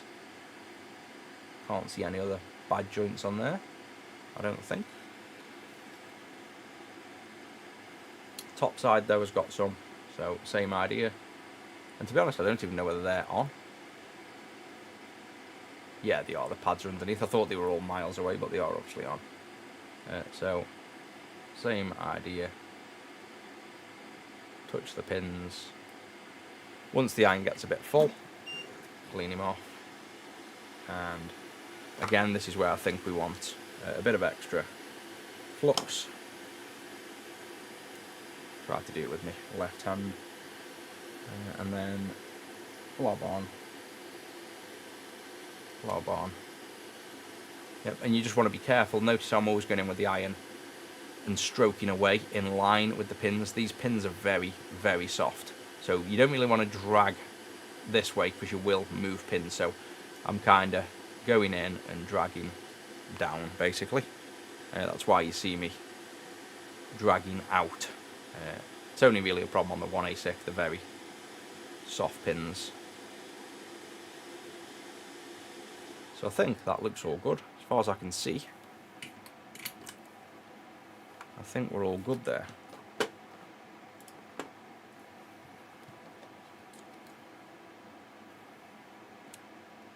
So let me know if you guys see anything I haven't there. But I think that looks okay.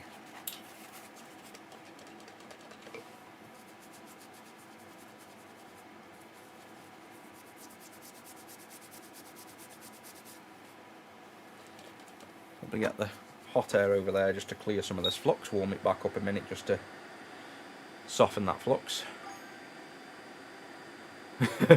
You're awake to tune in. Yeah, we've been on a few hours now, I think. No, an hour and a half. I've been up a good few hours, but we've been on stream for an hour and a half.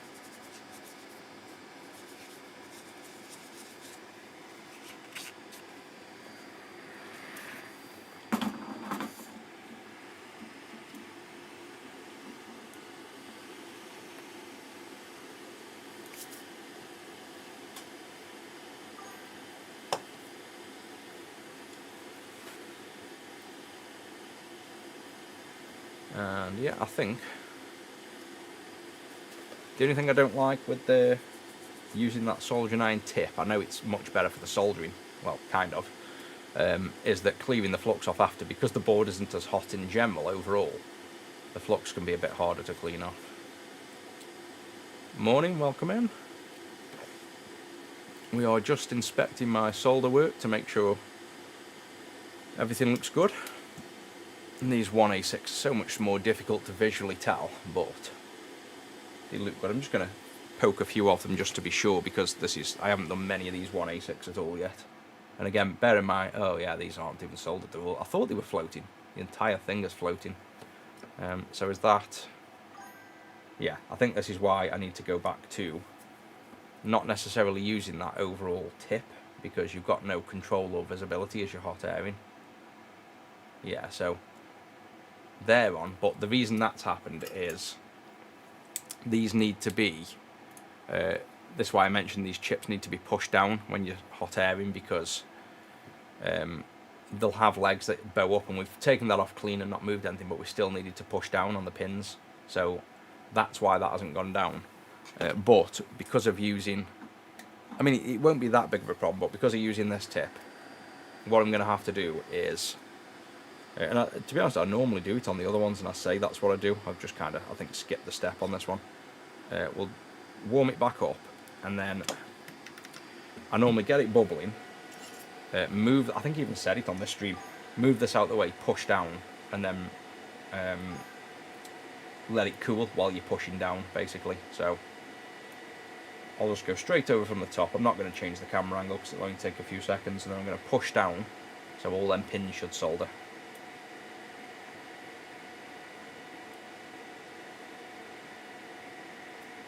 Repairs when somebody pays up front, diagnostics for an order but doesn't send a console. We've got that. We have that all the time. With how many we get in, a couple a month all the time. We'll normally reach out to them, email them, ask them to send the console as you do, several reminders, and then we have a cut-off where after 2 months we lock the order, we just ignore it and do nothing. And after 3 months, if we hear nothing back from them, they haven't sent them, we refund the order. But we normally... Oh, screen's gone off, 1 second. I presume the streamer's on, but my TV's turned off.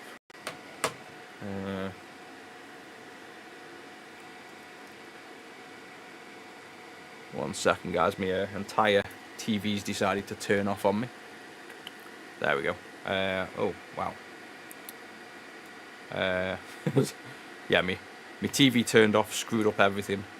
All my chat and windows have resized. Are we all good on stream? Did that not like screw up for you guys? Was that just my screen that completely screwed everything up for me? Yeah, I forgot what I was even saying now about the... but yeah, if people don't send them in after, a few months, we refund, basically.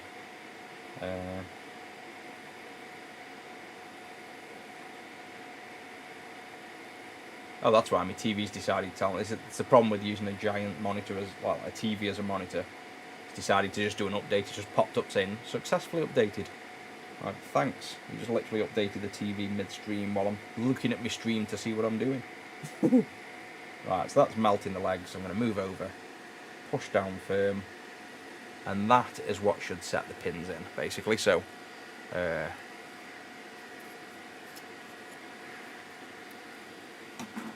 yeah, so luckily it just looked like it was my TV updating. Early start, yeah, basically I've just been up quite early. I've got my energy back again out of the blue. I've got a new Sage. One of the guys that watches the streams works for Sage, so I've got a nice discount on some good Sage coffee machines. I had like 4 espressos at 8 last night, testing out the machine. So I've been up since literally I've been up since, probably awake since 3. I've been down since 3:30, and then I come on stream about, I don't know, did I come on at 5? 4, 5, I don't even know, I wasn't even looking at the time, to be honest. Right, let's see if they're soldered. I'm not even going to clean up yet. Let's test if these pins are soldered. No? Wow.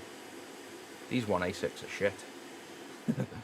Is this going to be a hand soldery jobby then? See what I mean about how soft they are? I'll end up breaking that leg in a minute. I think I'm just going to have to hand solder this. That kind of sucks, because I like hot airing. I think we are going to have to hand solder this, because those pins are not going down even with hot air and pushing. That sucks.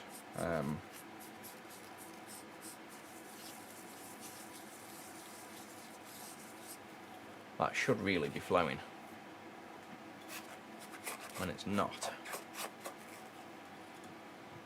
Oh well, I guess it's fine tip soldering time. Where's the tip? Where did I get the hot air tip from? AliExpress. You have to be careful what you say on these TikTok streams. I'll be banned again in a second. Right then, let's zoom in on this. In fact, I probably want to use the microscope for this. How did I trap that in? Trapped the wire in a bit too tight.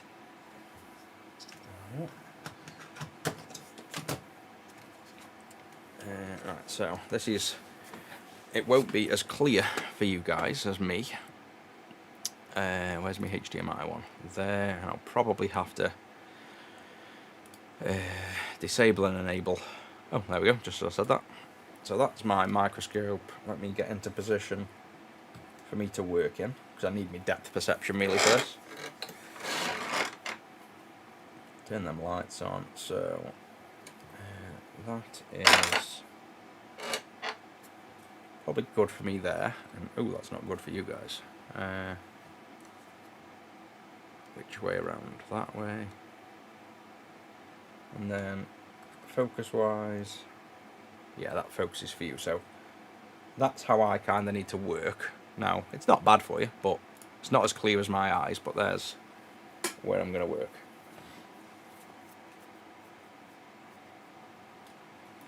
Yeah, you normally use, it's the first couple I've really done in a long while.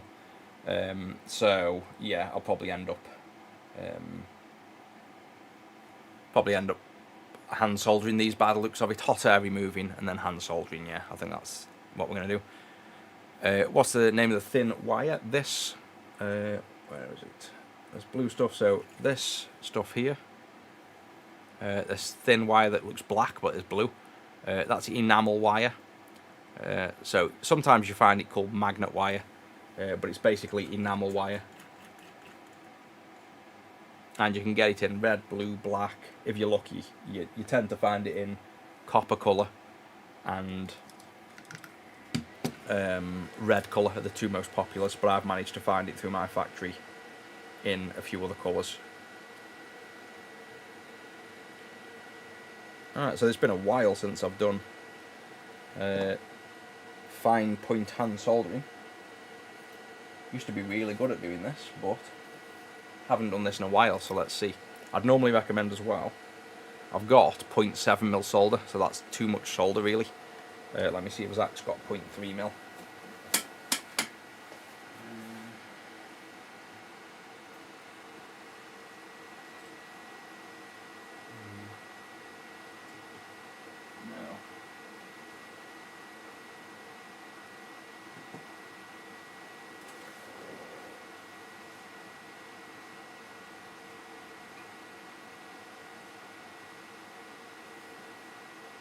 No, I don't think I have.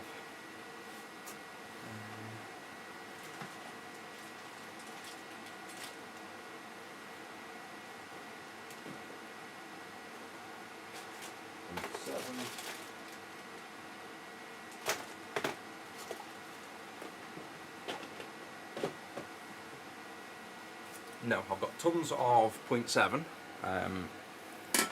I've got 0.3 coming, but I don't have any on me, so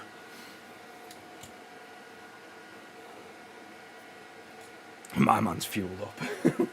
Got, yeah, 3 espressos and some bright natural energy.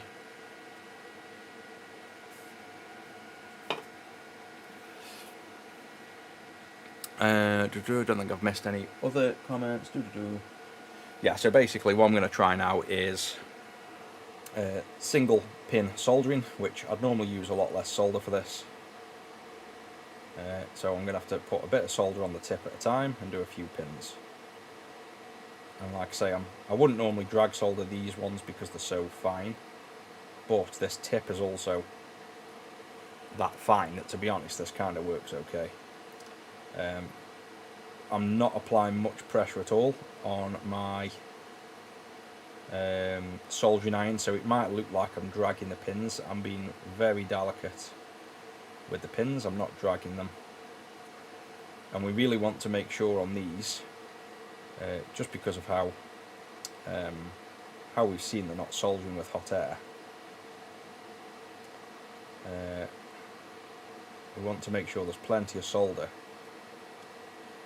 so that these really do bond. But yeah, I don't think I'm doing too bad of a job for not having done this style of soldering in a while, but in fairness, this used to be one of the main things that I was good at and used to do, was, you know, very fine pitch soldering. I've just got that used to using a big fat iron that I thought maybe I wouldn't be able to get straight back into it, but seems to be okay at it. I'm just flooding these pins with, you know, plenty of solder. That's why I'm going back up and down them, even though they were all soldered.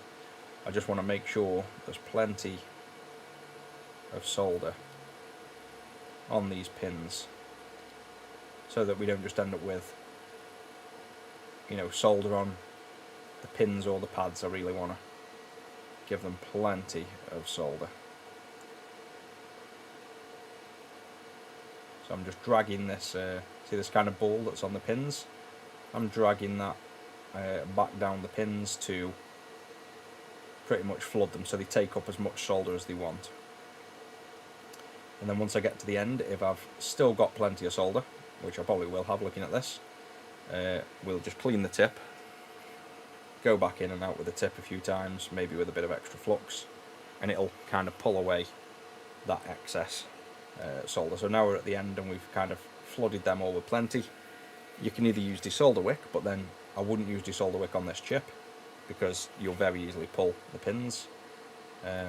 You can either change your tip, like if I now go back to this conical tip, and we might find that this tip's actually better for this job.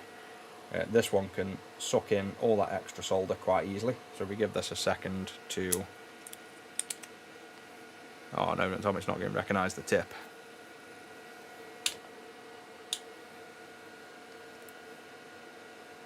Oh no, it's already killed me tip. I mean, these are all old tips, but there we go. Yeah, this will probably just suck all that up now. There you go. So this tip will try on the other side. They're all sorted now and reflown. Let's actually take this time to probe them. I don't want to probe too hard because, again, these are very delicate pins, but we also need to make sure they're soldered. Yeah, so they're soldered well. I think just hot air to put these down doesn't work the best. So yeah, they all look solid. I'm not going to check the rest. I've kind of, you can see them. And now let's do these. So let's now pull focus for you. There we go. I don't know whether if I remove now, see, much better for me with the light there, but on stream it causes a bit of a reflection, but I can probably zoom out a little bit. There we go. I've got a little bit of solder in here, so I'm just going to try this tip, and again, delicately drag down. So yeah, to be honest, if you're delicate, you can just drag solder these with the big tip. Just be very, very gentle with. I'm almost floating this iron tip above, because you will bend these legs if you apply any form of pressure.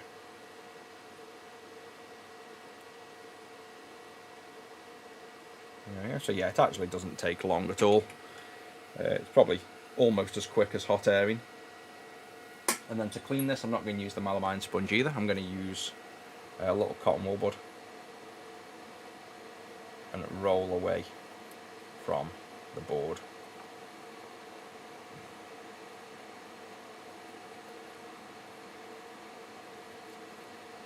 so. That's getting a bit sticky because it's cold. We didn't clean that up while it was warm. Yeah, they all look okay. We've got a few solder blobs there. We can see now it's clean. So see them little solder blobs there.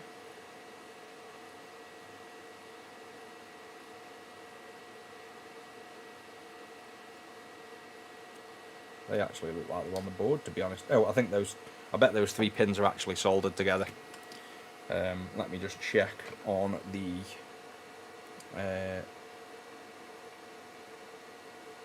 I can either check on the schematic board, let's just grab another board.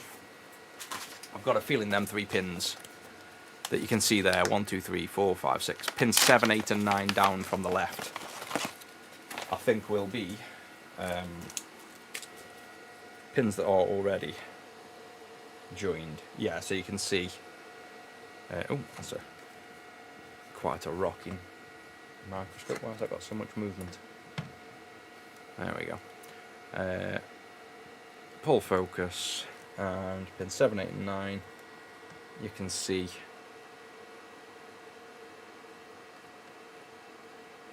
them joined in the board there.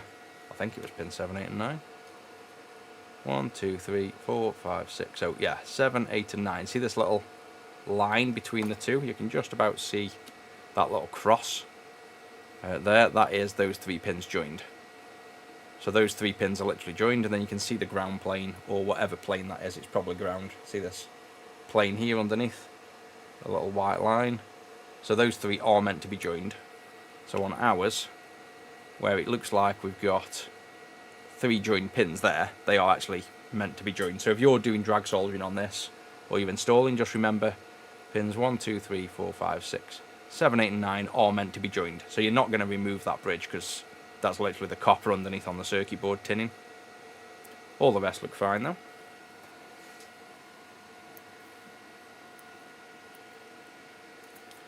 Right, so we'll go to this side now. Zoom out a bit. Pull focus. And yeah, so far, based on the 2 I've just done, I'd recommend this kind of... I think the thing is, you can only get this kind of conical tip with the flooding. I can't remember what they call them. I used to use them all the time. Don't know the gull tips, but basically I think you can only get them for certain irons.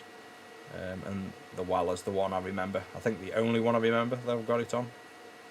So coincidentally, this works really good for this job. So you can see how flawless and easy that's just on all them pins, because it's got plenty of heat. With it being a thick tip as well, you get the benefit. That's why I always recommend really thick tips, even for micro soldering half the time, because the micro tips don't have as much airflow and as much heat transfer rather. So the pins next to it are cooler, and the solder balls don't flow as easy, whereas on this, just dragged all the way down in one go, and it's perfectly fine. So now the last side here, and get that in view, and we'll just have to drag down in one go, I reckon. Same idea.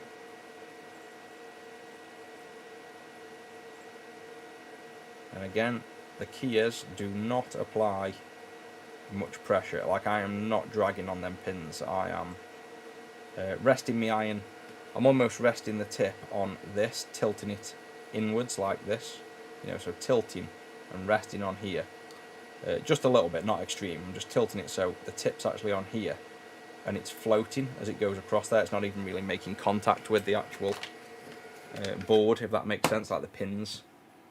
Otherwise, like I say, I keep reiterating, but you will bend them pins if you drag solder and apply too much physical force to the pins. And then once the pins are bent, your job gets a lot harder.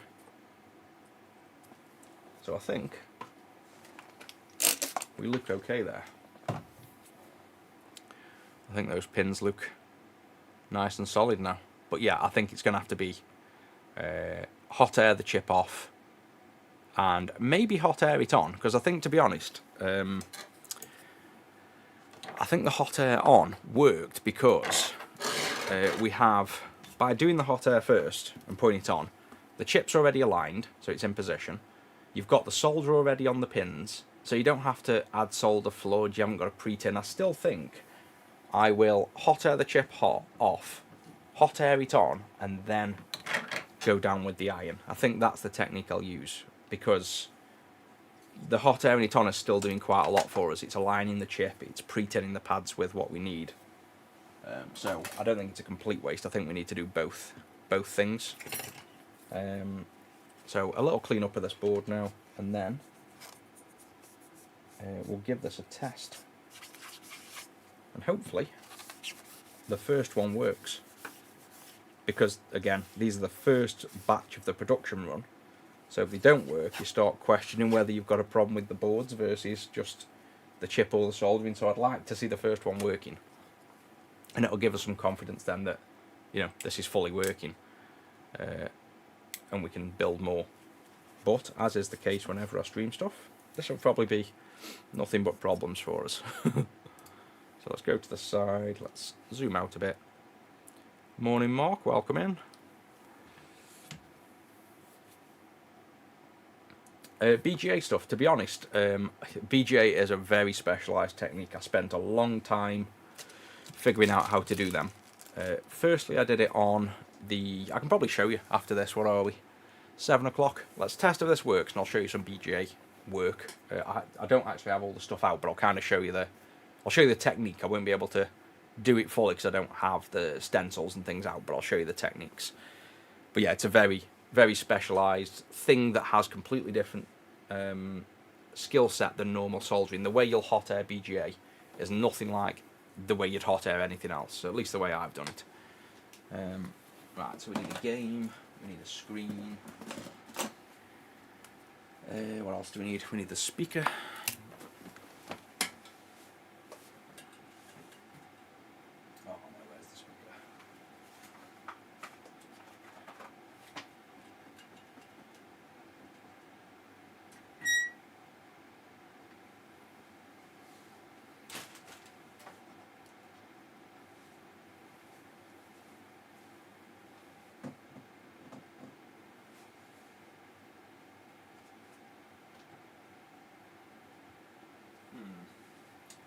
We keep robbing each other's speaker because mine's broke, so I think Zach's hit it so I can't steal it. So maybe no speaker then, let's hope this works on screen. I don't know where it's gone. My speaker broke and then I nicked Zach's, and then I think he's had it back and hid it. So I could always use headphones, or solder the ribbon on and actually listen for audio through the clean amp. But hopefully this will work first time. I think we deserve a bit of good luck because we've had so many 2 ASICs with bad luck, because, I mean, in fairness, that was me killing them, but I still think we're due a bit of good luck. Liverpool, no, I'm in Stoke. Stoke-on-Trent, so just down from Liverpool. Down and a bit to the right, I think. This board is a Game Gear, so this is the Game Gear we just robbed the chip off. It was a broken, non-working Game Gear, and we've just transferred it onto this, a new product, the RePCB, so it's basically a new PCB for this.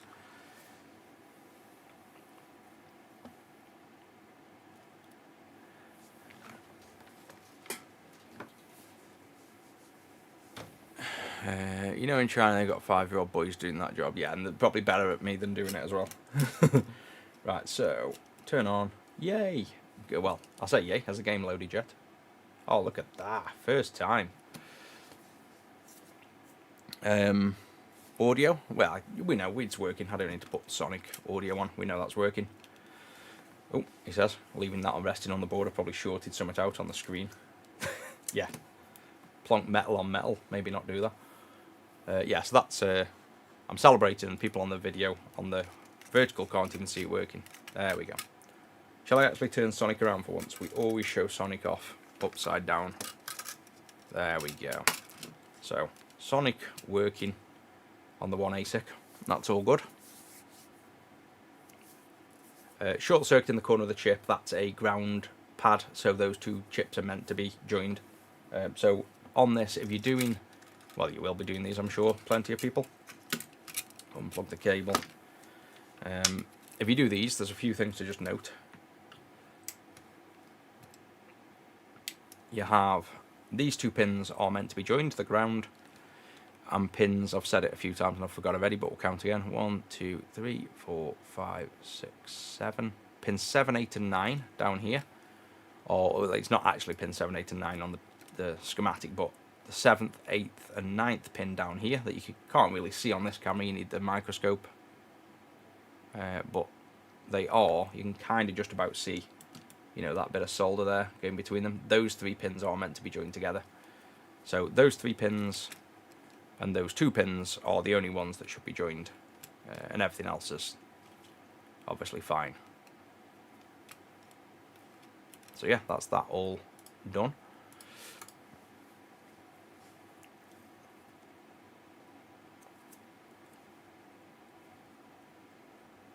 Yeah, with the shaky hands, I'm sure something I'm probably gonna get when I'm older. Luckily, I'm on a very low sugar diet at the minute, so that should help me. I think it's good for your brain and good for a lot of things, isn't it? I think I've never felt this good in a long while. Mainly under eating. Like, obviously, I'm losing weight because I'm under eating. But yeah, cutting out all sugars, I can't tell you how much that's made a massive difference. I'm up earlier, I'm awake longer, I'm happier. It's like that. I can't say enough how good, strangely enough. I've dieted before and it's never been, the diets don't make me feel better, they normally make me feel worse, but specifically having a high protein, low sugar diet has made me massively more alert and active and energetic. And yet I'm on like 1,300 calories a day at the minute for the last month and a half, so massively under eating technically, but full of energy.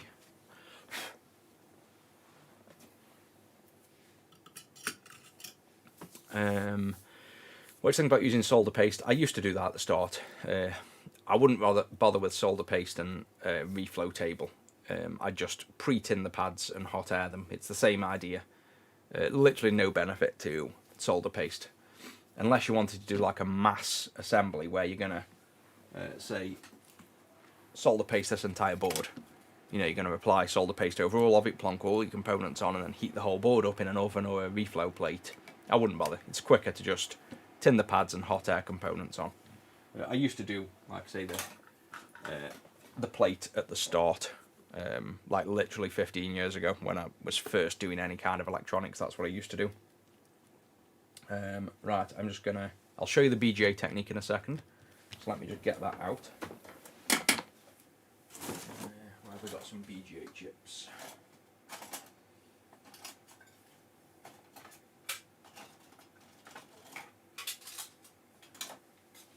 Right, so I can't really show you, like I say, putting them on properly, which won't matter because it's the technique. It's not like I'll show you what you need to do, and these are all faulty boards, and show you the technique. But they probably wouldn't make good contact because I won't be doing the reballing stage of it.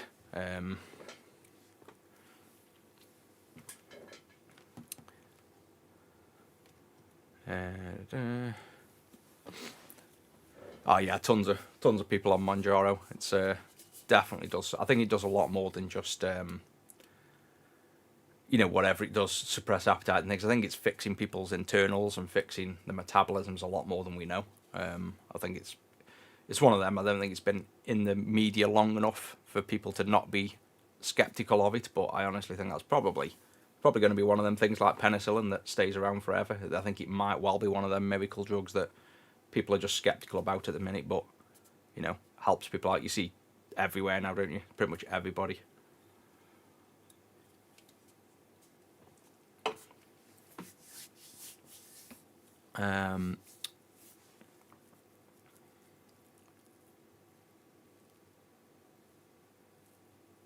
Right then, so let me just go and grab a coffee then, because I've got a new coffee machine. So before we do the BJ, let me just go quickly grab a coffee.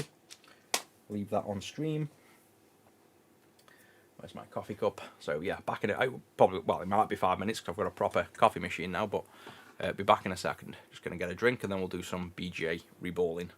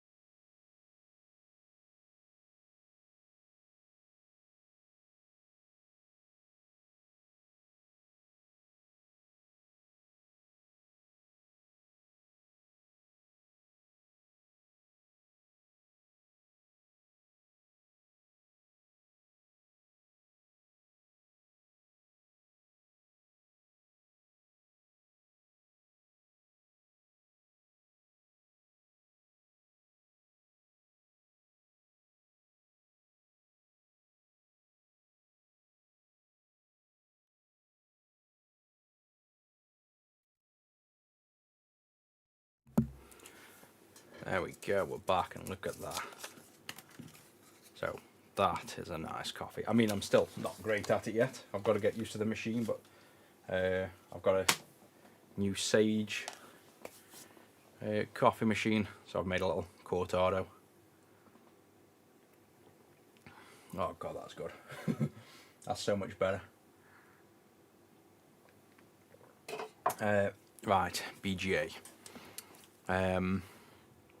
Where do we start? So let me check if I've missed any comments. Don't think I have. Yeah, so if you want to do BGA stuff, and for those that don't know what BGA is, let's probably just whip a chip off first. These have all got the same one. This is an FPGA on here.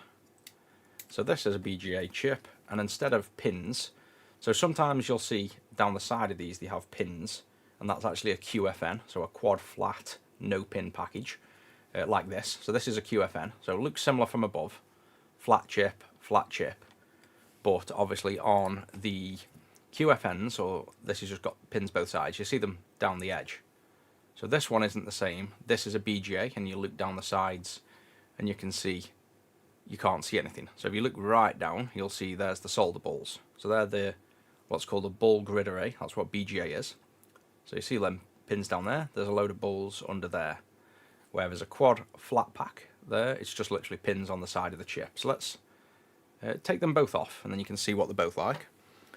I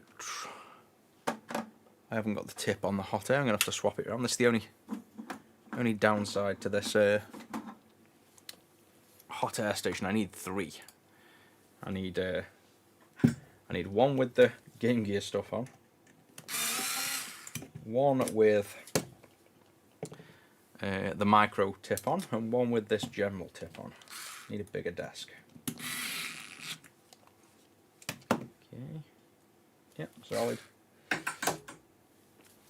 Turn that back on, and let's just take this chip off. So taking them off is no different. Removing the chips is exactly the same as you'd remove any other chips. Oh my god, this coffee is so good.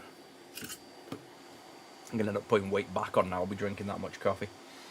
I've been having black coffee as well, and now I've got this machine. I've started having like cortados and things, so not as healthy as black coffee. So I'm just going to take this chip off so you can see what it's like underneath. So you can see that's underneath a QFN package. On the back of the chip, you can see it looks like that. You have pins running down. Sometimes they go all around. This has just got pins down 2 sides, and a center pad which is mainly for thermal. So this is a power reg, that center pad's for thermal.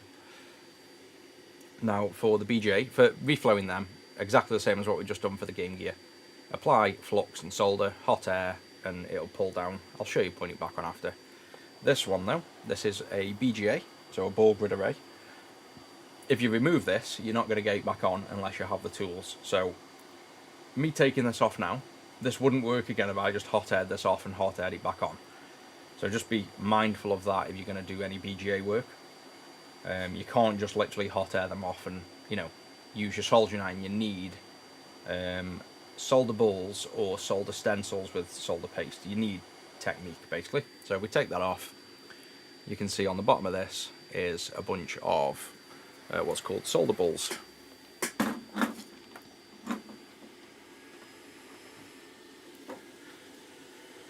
So if we zoom right in on there, you can see there's all the little tiny circle pads, and this is a very fine pitch pad, so all these traces coming in like spider webs all go to these pads. The chip itself has got the balls on, which you can see now they're all spiky and dry and loose, whereas this one is obviously completely different. So the 2 chips are very much different. You can see that's a QFN, that's a BGA, but if you flip them over, you generally, from above, unless you look at the PCB, you wouldn't generally see much of a difference. Let's start with just putting this QFN one back on. This is nice and easy. So all you have to do for that is make sure there's no real over blobbing of solder on here. That's perfectly fine. On this down here, on these pins, bit of flux. You would apply some solder to these pads. So if these weren't tinned already, you'd apply some solder to these pads. So this has already got solder on, but if I wanted to, I'd put some more on like this. One thing I'd avoid though is do not flood this centre pad with solder. That's one of the main issues people have. There'll be way too much solder. If you touch your iron on the centre pad, it's going to fill with solder. You don't want that to be filled with solder. Not the way I do it anyway. So you want the smallest amount of solder on there, that's just enough. If you put too much on, use desolder wick and get it off. And then if we now get the hot air station, I'll probably maybe zoom out a little bit so you can see this. But what you're after when you put these back on, doesn't really matter which way this goes back on. I don't know which way it goes back on because I've not got a pin indicator, but again, makes no difference because this is a dead board. Let's put it on this way. You'll basically hot air down on the chip. This chip will then, you'll see it kind of attached to the board. So if I leave it there, you'll see it attach and then pull into place. So you shouldn't really need to do anything. It should just find its way, melt, and then surface tensions pull that into place. Don't take the heat off yet though, because as soon as that chip attaches like that, it's going to cool down because they both bond. You have to actually keep going for quite a bit more time. And then what you want to do is start moving the air in circles like this, and this chip should kind of follow the airflow. So it doesn't always if your airflow is not high enough, but what you should find is a good kind of test people have to see if it's fully soldered on is they will do this and see it dance. So I don't think this one's going to dance because my hot air is quite low, and I know it's soldered and it was soldered a while ago. But you will, if I put the hot air faster speed and went in circles, you'd see the chip kind of following. The other thing you might want to do as well is wait for it to cool, so it's actually on, and then push down. So see how that's completely molten? You'd wait for it to completely like solidify so it's in position, and then you'd push down with your tweezers firm. So you get your tweezers now, push down firm and warm back up, and the solder will ball out either side. So see how the top left now got a solder joint, like it's bridged two pins. That's fine, just leave it pushed down until it sets like that, and that will ensure when you're doing this reflow that the QFN is soldered well. Don't worry about bridges. It won't ever bridge on a QFN by pushing down firm. It'll just squish the solder out to the sides. It won't be physically possible to put a bridge inside the chip. And then to get rid of them bridges on the edge, just touch your iron down the side like that and you remove the bridge. And you see how it also rides up the pins? That's how you know it's kind of soldered on well. So that one, if I pull focus on there, maybe zoom in a bit, maybe clean up. You can see, you could always do the same on that side. You're not going to make a short by rubbing the iron up and down the side. You're just going to reflow the pins nicely. And that's what you're looking for, that kind of natural lift. So see how the solder flows from the pad on the PCB up the chip leg, and see how it's not so much doing it on that second one. That'll still be soldered, but that little like almost tick, that little lift up at the sides is what you're looking for like a perfect solder joint on a QFN. So that's pretty much perfect there. So that's how you solder them. That's not really a challenge, that's like, you know, fairly standard. For BGA though, totally and utterly different technique. Temp I've used for the hot air was 330 and 80 degrees Celsius, but that's mainly because the circuit board is tiny. So you should be able to still use 330. You just have, it's all based on time and feeling. It's not one of them where don't go off, I've used 330 Celsius and 80% airspeed. Go off a feel, get used to it. Once you successfully do it, you'll learn what temperatures, times and speeds work for you. It's mainly observing the solder, seeing it go molten and shiny and stuff. Ideally, when you're moving around, you'd see it flow and move.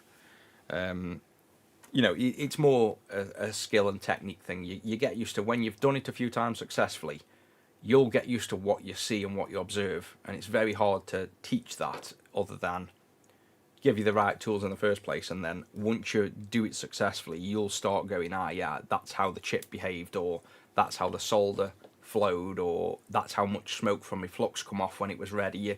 Like, I got used to the flux I was using before this smoking and bubbling at a certain temperature, and I got very used to, right, that's 10 seconds after that, this game gear is going to reflow.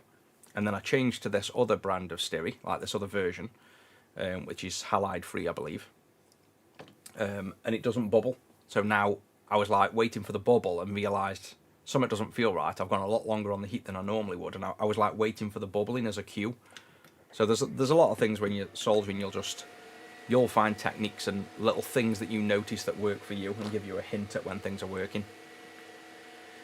So for BGAs, the first thing you're going to do is you want these completely dry. You don't want anything on these pads. So contrary to every other type of solder joint, you want to completely remove all of the solder off these balls, and they can be delicate, so you don't necessarily want to drag firm. And what you sometimes might want to do is hot air the board. So like even on this, I know it's small, but what I'd do is say, get your hot air, get plenty of flux on this. You can probably even just use hot air and a desolder braid to rub and remove these, but be careful with an iron that you're not dragging too firm and damaging the board. So I'm going to see if we can use just hot air and a braid to remove these balls that are left on. And everybody will do BGA different, by the way. My technique's probably not the same as anybody else's. Everybody has their own techniques that work, but I'll show you what works for me. And I've done BGAs on like Sega Naomi's that are like 600 pin BGAs and stuff, and got them on successfully multiple times. So I know my techniques work for me, but you know, you might see completely different techniques from others. The best way of doing it's obviously going to be a BGA rework station, though, the tool that's, you know, designed for the job, that's pretty much fully automated, but this is the way you do it without tools. So that's all flat. So see how them pins are totally flat. So there's nothing on there at all. That's just the copper that's tinned. So that's what you want, totally and utterly flat on the PCB. Then on your chip, this is where I can't show you because I don't have the stencils with me, and the balls, they're just not here because I don't really do much BGA at the minute, so I haven't got them in the room. But I'll show you what you would do. The first thing again is to clear these pins, and normally you want this to be held as well. You normally have a little clamp for these if you're going to start working on small chips. You want to remove all of the existing balls and solder from the chip. Probably get the fan on there, forgetting the fan.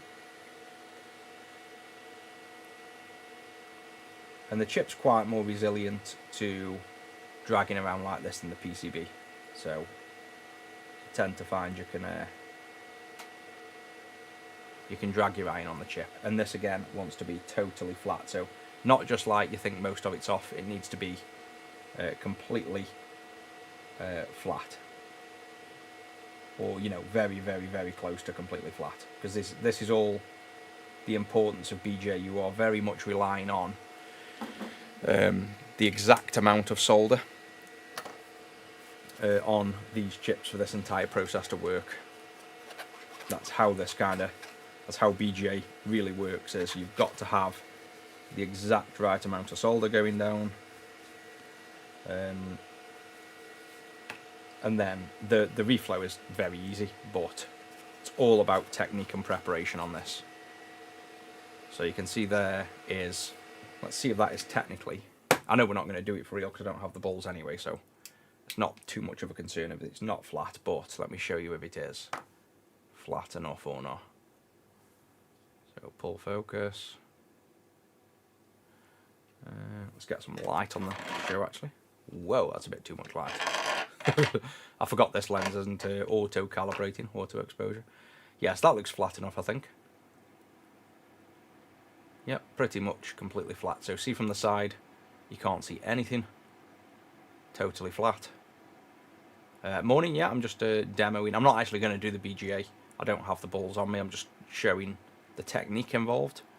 And this is the guy, by the way, that's helped me get the awesome coffees. So there's me morning cortado. All the artwork's disappeared off the top, my little smudge.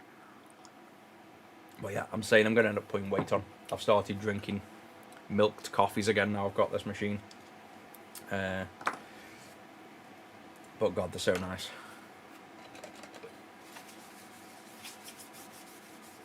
It's when I start coming in with full lattes and flat whites now instead of baby cups. It's going to go from this to a tankard of coffee soon, I think.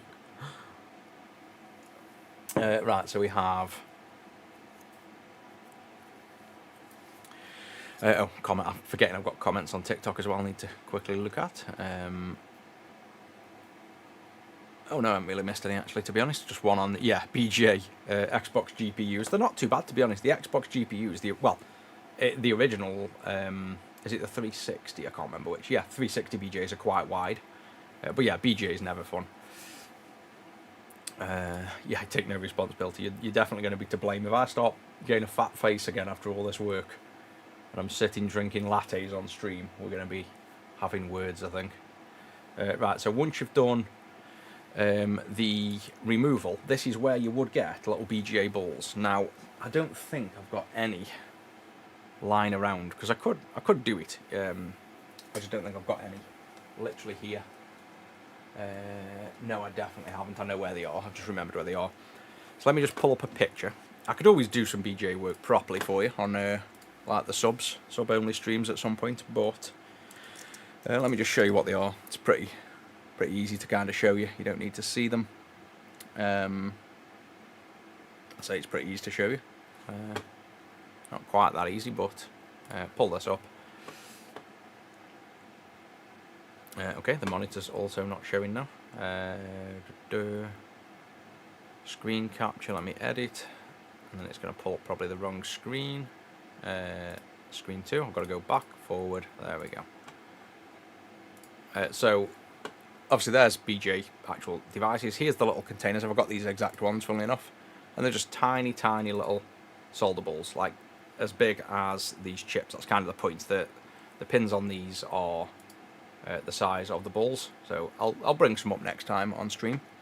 You can also get tools like these here, like clamps. I've got all these kind of things where you normally clamp the chip in, because in order to add the balls to this, you can either hand position them, literally grab a tiny ball, place it on, tiny ball, place it on, and do that for every single pin on there, or you can get a metal stencil, they're called BGA stencils.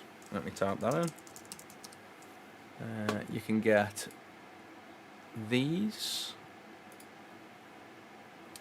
which are just stencils of the right size, which are basically metal stencils, and they have little holes in.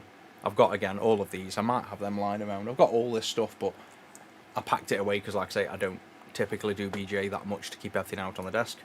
You'd overlay that over the chip and then just literally sprinkle the balls over the top, drag them around, and they fall into the holes and stay in place. And then you'd hot air very lightly. So this is the main key. If you're putting the solder balls on here, you want your hot air, and believe it or not, on 1% airspeed. So absolutely nothing. You want the temperature the same, so 330 to 480, doesn't really matter which, probably 330 is more than enough. And you get your hot air at 1% airspeed, and you go about 2 inches above, and go around very, very slowly like this, because the balls will just blow away otherwise. And then once you see the balls starting to solidify, you leave them, put that back out of the way. Once they start solidifying and tacking down to this board, you go closer with the hot air. So you go really close and then reflow them. Once they've all kind of stuck into place and they look all dry jointed, then you put a little bit of solder on, a little bit of flux on, and then you reflow again with your hot air. But the first thing you want to do is get the balls to effectively melt and stick to the pads before you do anything else. If you want to flux it, the way you flux it is literally, this is way too much, by the way. That is too much flux. So you put the flux on, and then you just drag with, say, your melamine sponge, and wipe every single bit of excess flux off that you can see. That's the perfect amount of flux. So literally, well, I say perfect, even that might be too much. You want the smallest amount of flux going on, because the problem with the flux is it will bubble when you heat it up, and the bubbles move the balls. So you want flux for one that doesn't bubble much. And funnily enough, this flux I'm using at the minute, this HTTF, this doesn't really bubble at all, so this is probably a really good one for BGA. They do sell specific flux for BGA, but that makes a massive difference. So the most important things are, if you're using flux, use an absolute scraping. Sometimes I just put my finger on it and wipe over the flux. Like, I literally put a bit of flux on my finger and wipe it on the chip. That's how little you want. And then you put the balls on however you want. You can either hand position them, which on this chip I'd probably hand position them for how small it is, or you get little stencils, put them over, put the balls in. If you're using the stencil, you can get two kinds of stencil, which is again important. You can get one stencil that's designed for solder paste, where you just squidge solder paste through. I wouldn't recommend that. And the other one's designed for solder balls. If you use a stencil that's designed for solder balls, you normally remove the stencil, leave the balls in place and reflow it. If you get one that's designed for solder paste, then you normally leave the metal in, the stencil in position, push your tweezers over either side, and hot air while everything's still in place and the stencil's over the top. If you use it the wrong way around and you use the stencil one for the balls, when you try to lift off that metal stencil, it's going to be stuck to the chip and you'll break the chip. So the hardest bit is people getting the solder balls on, and when they're on, they need to be perfectly level, so when you look down the side and you see the grid, they're all completely even. If they're not even, start again, it's not going to work. They need to all be completely even. So the fact that I don't have the stencils, I'm going to just apply solder to this and show you why this won't work. It'll solder on, but this is not the way you can do it. People might think you can just do this and get a soldering iron, blob some solder in the tip of the iron, and tin these pads like you would anything else. You absolutely can't do this for BGA. It will not work. So I'm just flooding the iron with solder and going over all the pads. And then we'll clean that off. And then what we're left with is just nothing sticking. So you see, you just can't get solder to stick. And even if you could, you're not going to get the solder to ball up, because that's like, the BGA balls are reliant on the fact that there's too much solder for the pad and it balls up and makes a bubble around the pad, so that when you put it back on the board, you actually have enough solder to stick to the board. So relying on surface tension alone won't work on BGAs, because the surface tension on these pads isn't enough to make enough solder stick. So you could try use like a single iron like this and you have a bit better luck. So this iron is making little balls on the row, for example, but you can see no matter how much you put on your iron, you're not going to get enough on there. So if we looked at that from the side now, you can see there's still just no amount of pads on there. So let me just see, I think I might even have, so I can show you the pointing back down, I might have some of these spare in my components tub. So I can actually show you what they should look like when you reball it. MCUs. No. They're NeoPixels, not them.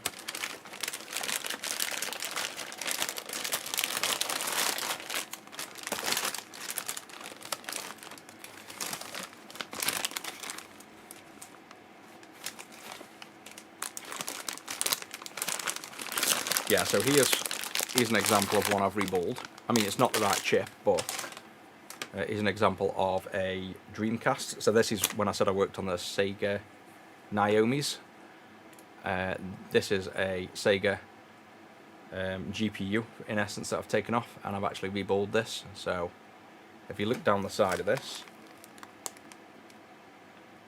look how even them balls are. So see how they all line up and they're all perfectly level all around. and they're all in line, that is what you have to have. That kind of perfect alignment and perfect same height solder balls all the way down. You have to have that. If you can't see straight down and straight through, and that they're all in line and the same thickness, then you don't want to put it back on. So that's what you're aiming at getting, basically, this perfect height. And you have to use different size balls as well, as the other thing, because every pitch and every size pad on a BJ is different. So you really have to know the specs of the thing that you're working on, the size of the pads that you've got. So it's not something that, you know, if you're not used to soldering, I would not start with that, basically. There's a lot of things you have to think about and consider when you're doing it. I'm just seeing if I've got any of these FPGAs spare. I thought I did, but maybe I don't. There we go. Yes, so I've got a bag full of them. So I can show you resoldering this on, how to now, you know, solder it back down, which is very easy. There's not that much skill involved in. Oh, it's gone out of focus. Not much skill in soldering it back down, but I can still show you.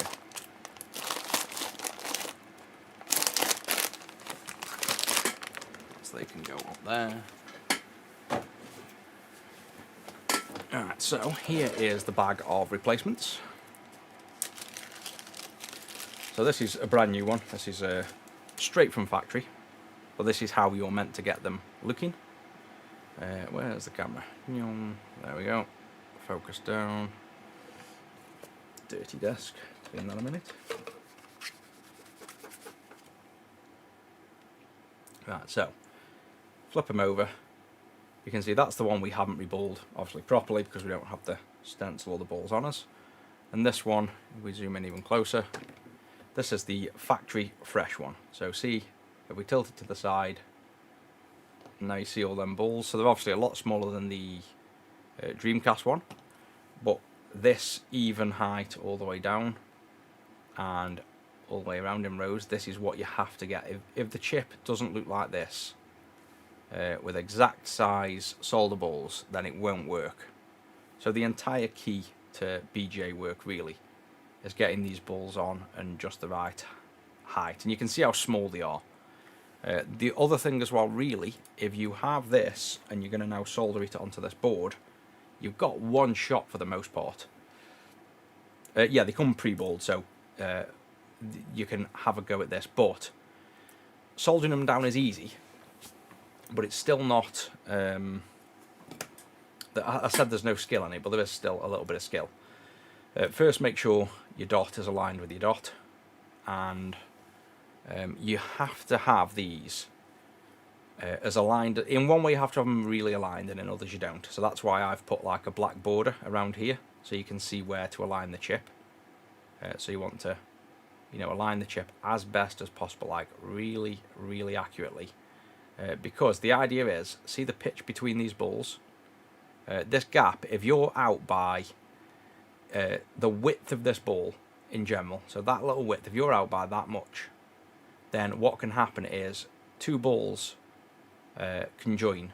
So if one ball's sitting here, the worst case, it can actually snap to the wrong pad. So if you've got it resting, say, here, and you think that's aligned enough, that isn't aligned enough. What can happen then is this will nudge over when it warms up and snap over here, one ball out, and it will happen.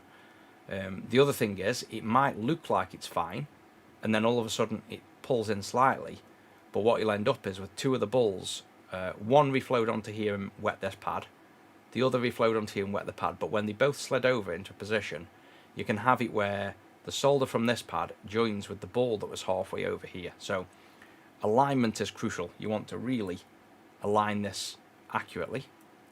So we'll do that. Flux on here again, same idea. Very, very little flux. So that is too much. Get your finger, if you don't mind contaminating your finger with flux, spread it round like that. That's enough. More than enough.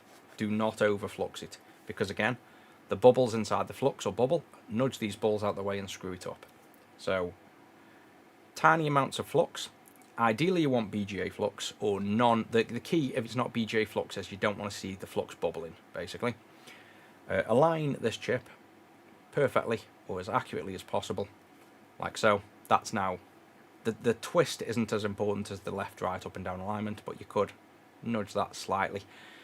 As silly as it sounds, I know I'm saying you want it as aligned as possible. You also do want some kind of slight misalignment, like see, it's closer to the top here than it is over there. The reason for that is when we hot air this down, I want to see that slight movement into position so I know when it's bound to the board. So with that in position, hot air again, different technique. You want to hot air this down, but with low airspeed and from higher up to start with. You don't want to blow this chip around. So I'm going to get the hot air, and I'm going to go on still 330, but I'm going to turn this down to 50% airspeed. And if I go to the side, maybe zoom in a bit so you can see, and I want to be about here, so it's about 2 fingers above the board, basically. That's where I'm going to be at. And then I can zoom, I'll zoom back in on this because we want to see this nice and close. Oh, that is zoomed in. Zoom in more. There we go. So what we're going to look for is, I'm going to try and keep as still as possible so you're looking at the actual chip and nothing else. I'm about 1.5 inches above the board. You don't need to move the hot air too much at this stage. And what we're looking for is this chip should twist slightly into position, basically. So where it's higher at the top left, we want to see that nudge and almost pull in. And as soon as it nudges into position, it isn't ready. What that's done is then bound the chip to the board. It's like the balls have melted and they've attached to the board. As soon as they attach to the board pulls away the heat from the chip and everything cools back down, and you're then into the second stage of the reflow, which is warming it back up enough to then do a full reflow. So we just wait until we see this moving. And if you've aligned it too perfect, you won't see the movement at all. So you'll that's why you want that little bit of misalignment.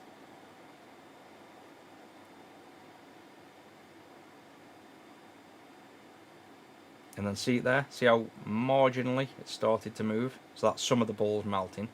So now the left and the right are almost even. So it wasn't super obvious. But see now the left and the right, that top black line is perfectly level all the way across. That's how we know it's just moved into position. So very subtle. And now you can go closer with the air, and you can up your airspeed now to 80%. And the reason I'm doing this is I want to see the chip move. So I'm actually going to go 90% airspeed. Don't be tempted to put flux on. You've got enough under there for now. And I want to go around the chip, and I want to try and see the chip dance. And that's how you know it's soldered in. And it's hard to see at this angle because the hot air's in the way, but if I try and move it out of the way, so you get to see, I should be able to get this to dance for you, even if it's just so you can see the idea. And you don't always get that, especially on BGAs, because they don't necessarily always want to pull.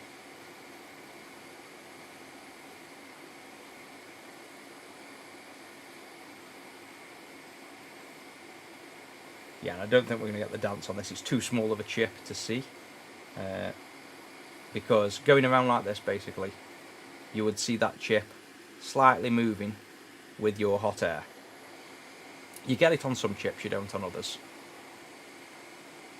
And I might be able to, just to force it, I can put some flux on this. You wouldn't do this when you're reflowing, you know, for real, because it'll mess it up. The flux will get underneath and it will mess the joint. So don't do this on the real one. I'm just going to do it to try and show you if I can get it to do a dance. But also, never push down, never ever push down on the top of these. You'll flatten the balls.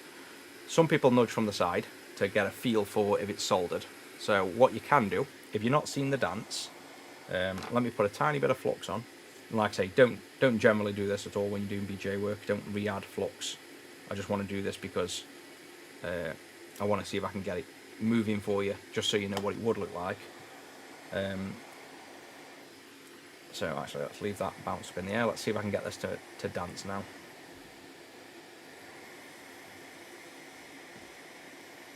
I'm probably going to have to push this chip down because the mat's bubbling up.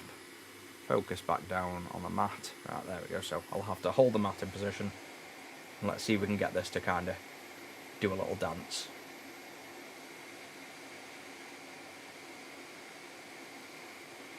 And you can see the problem with this flux now. See how it's going under the chip and bubbling?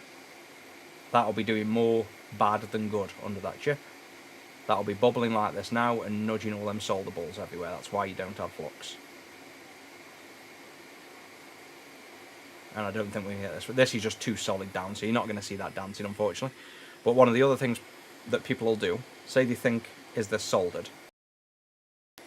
Let go of that and focus up because the mat's bubbling. The other thing you can do, if you're very, very careful, is slightly nudge the chip very gently, like this, to see if it moves. But the problem with that is, if you're not used to that technique, you can nudge the chip too far and ruin it all as well. So if we were to gently nudge, see how that moves? So you know that's soldered in. But if I move, see that last move there? That was probably too much movement. So you'd probably find, this might be soldered well, but that amount of movement I did there, even though it was small, was possibly even too much, and you've got joined balls under there. So you tend to practice on boards that start with, well, you've got to really start with the BJ that you want to solder. But you'd power the board up and make sure everything works, so you know you've done a good job. Once you have and you get used to you know it working, you can then practice on things like nudging. But you can see how it's perfectly aligned. That's your main key. You're relying on the fact that it wasn't quite perfectly aligned at the top and then it moved into position, and then you give it plenty enough time after that it will have soldered. But never push down, that will screw it up. Never put the flux on after like I just did and you saw the bubbling, because that will more than likely screw it up. And if you want to nudge, you have to be insanely careful to just very, very gently nudge it. You want to see the smallest movement possible to know it's moving. But then if we look down, you can see normally underneath, that is really hot. You can see if we look down, there's the balls. So I know that's on fine because you can see the balls there, all in line, non-adjoined. So you can't see right the way through. Sometimes you can. But if I check all four sides, that side we can just about see with the camera. I'll pull focus down to there. You can see there fine. Go to this side. Yep, they're fine. And you get used to knowing what the, you know, how they look when they're working, basically. But that's the general idea of BGA. Obviously, I haven't shown you the full amount there, and there's a lot to go through. There's a hell of a lot of techniques and things, but that's the general overview. Again, if you probably want to learn more about that, we can do that on the sub-only streams if you really wanted to learn some BGA. But I am by far not a master at BGA. I've done enough. I can do what I need to do, but I'd recommend if you're doing anything regular on the BGA side, just get a BGA rework station. It really isn't worth. I learned to do it without machines, and I honestly think if I was doing it professionally just for consistency and reliability, I'd just use a BGA rework station. I wouldn't go and manually do it. Yeah, so I think that one is it. I'm probably going to have to get orders ready now. So hopefully, if this camera stays stable and works for us, I'll be doing the sub-only stream at 4 PM today, UK time. So for all the subs that want to join in there, you can. If you're not a member on YouTube or subbed on Twitch, you can join now if you want. You'll be invited then. If you link your Discord with your YouTube or Twitch username, you'll get invited to something called Elite Members on the Discord channel. That's where we plan and talk about the sub-only lives. And we'll go through, I don't even know what we're going through yet. Well, I'll probably, well, it's mainly to check the stream works, have a chat with all the subs, and we'll plan out what we're going to do, which is definitely, I think, to make circuit boards. People clearly have a big interest in making the circuit boards. So whether we just get going straight away on the stream with that, or whether we want to take a look at the setup and equipment, it's really just going to be an open discussion and spend time with you guys that are obviously supporting the channel. And you've got me then for a few hours to do whatever we want, but I think we'll probably end up making circuit boards probably straight away.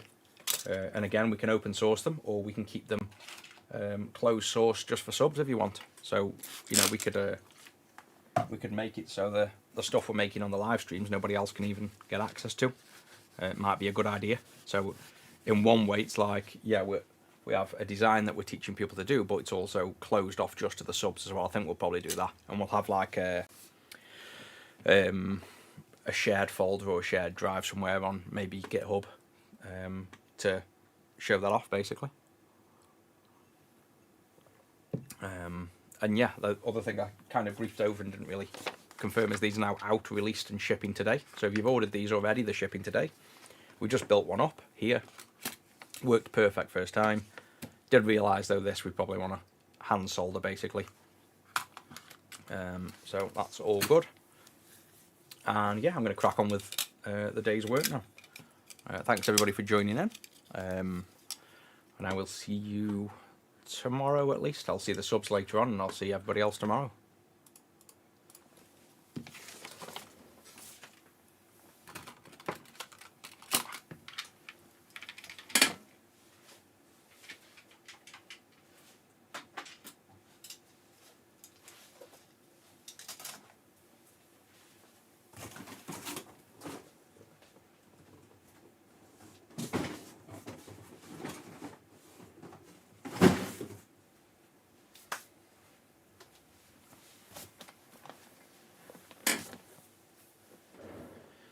Oh yeah, Rusty's Rusty was passed out this morning. I come down at like 3 in the morning. So Rusty will be where is he? Oh, I've had a picture as well of the missus. Let me see if it's Rusty or not. Oh no, it's the missus losing weight. Where's my picture of Rusty this morning? There's there's Rusty at like 4 in the morning, pitch black, passed out. Well, 3:30 I think it was. So I presume he's awake now. I haven't left this room yet. So I'll go and find out. Give him some grub if not. And maybe another coffee. It's got to be another coffee. I've got, by the way, that 250 gram bag of House. I've got like probably 2 drinks left. I've had 3 this morning already.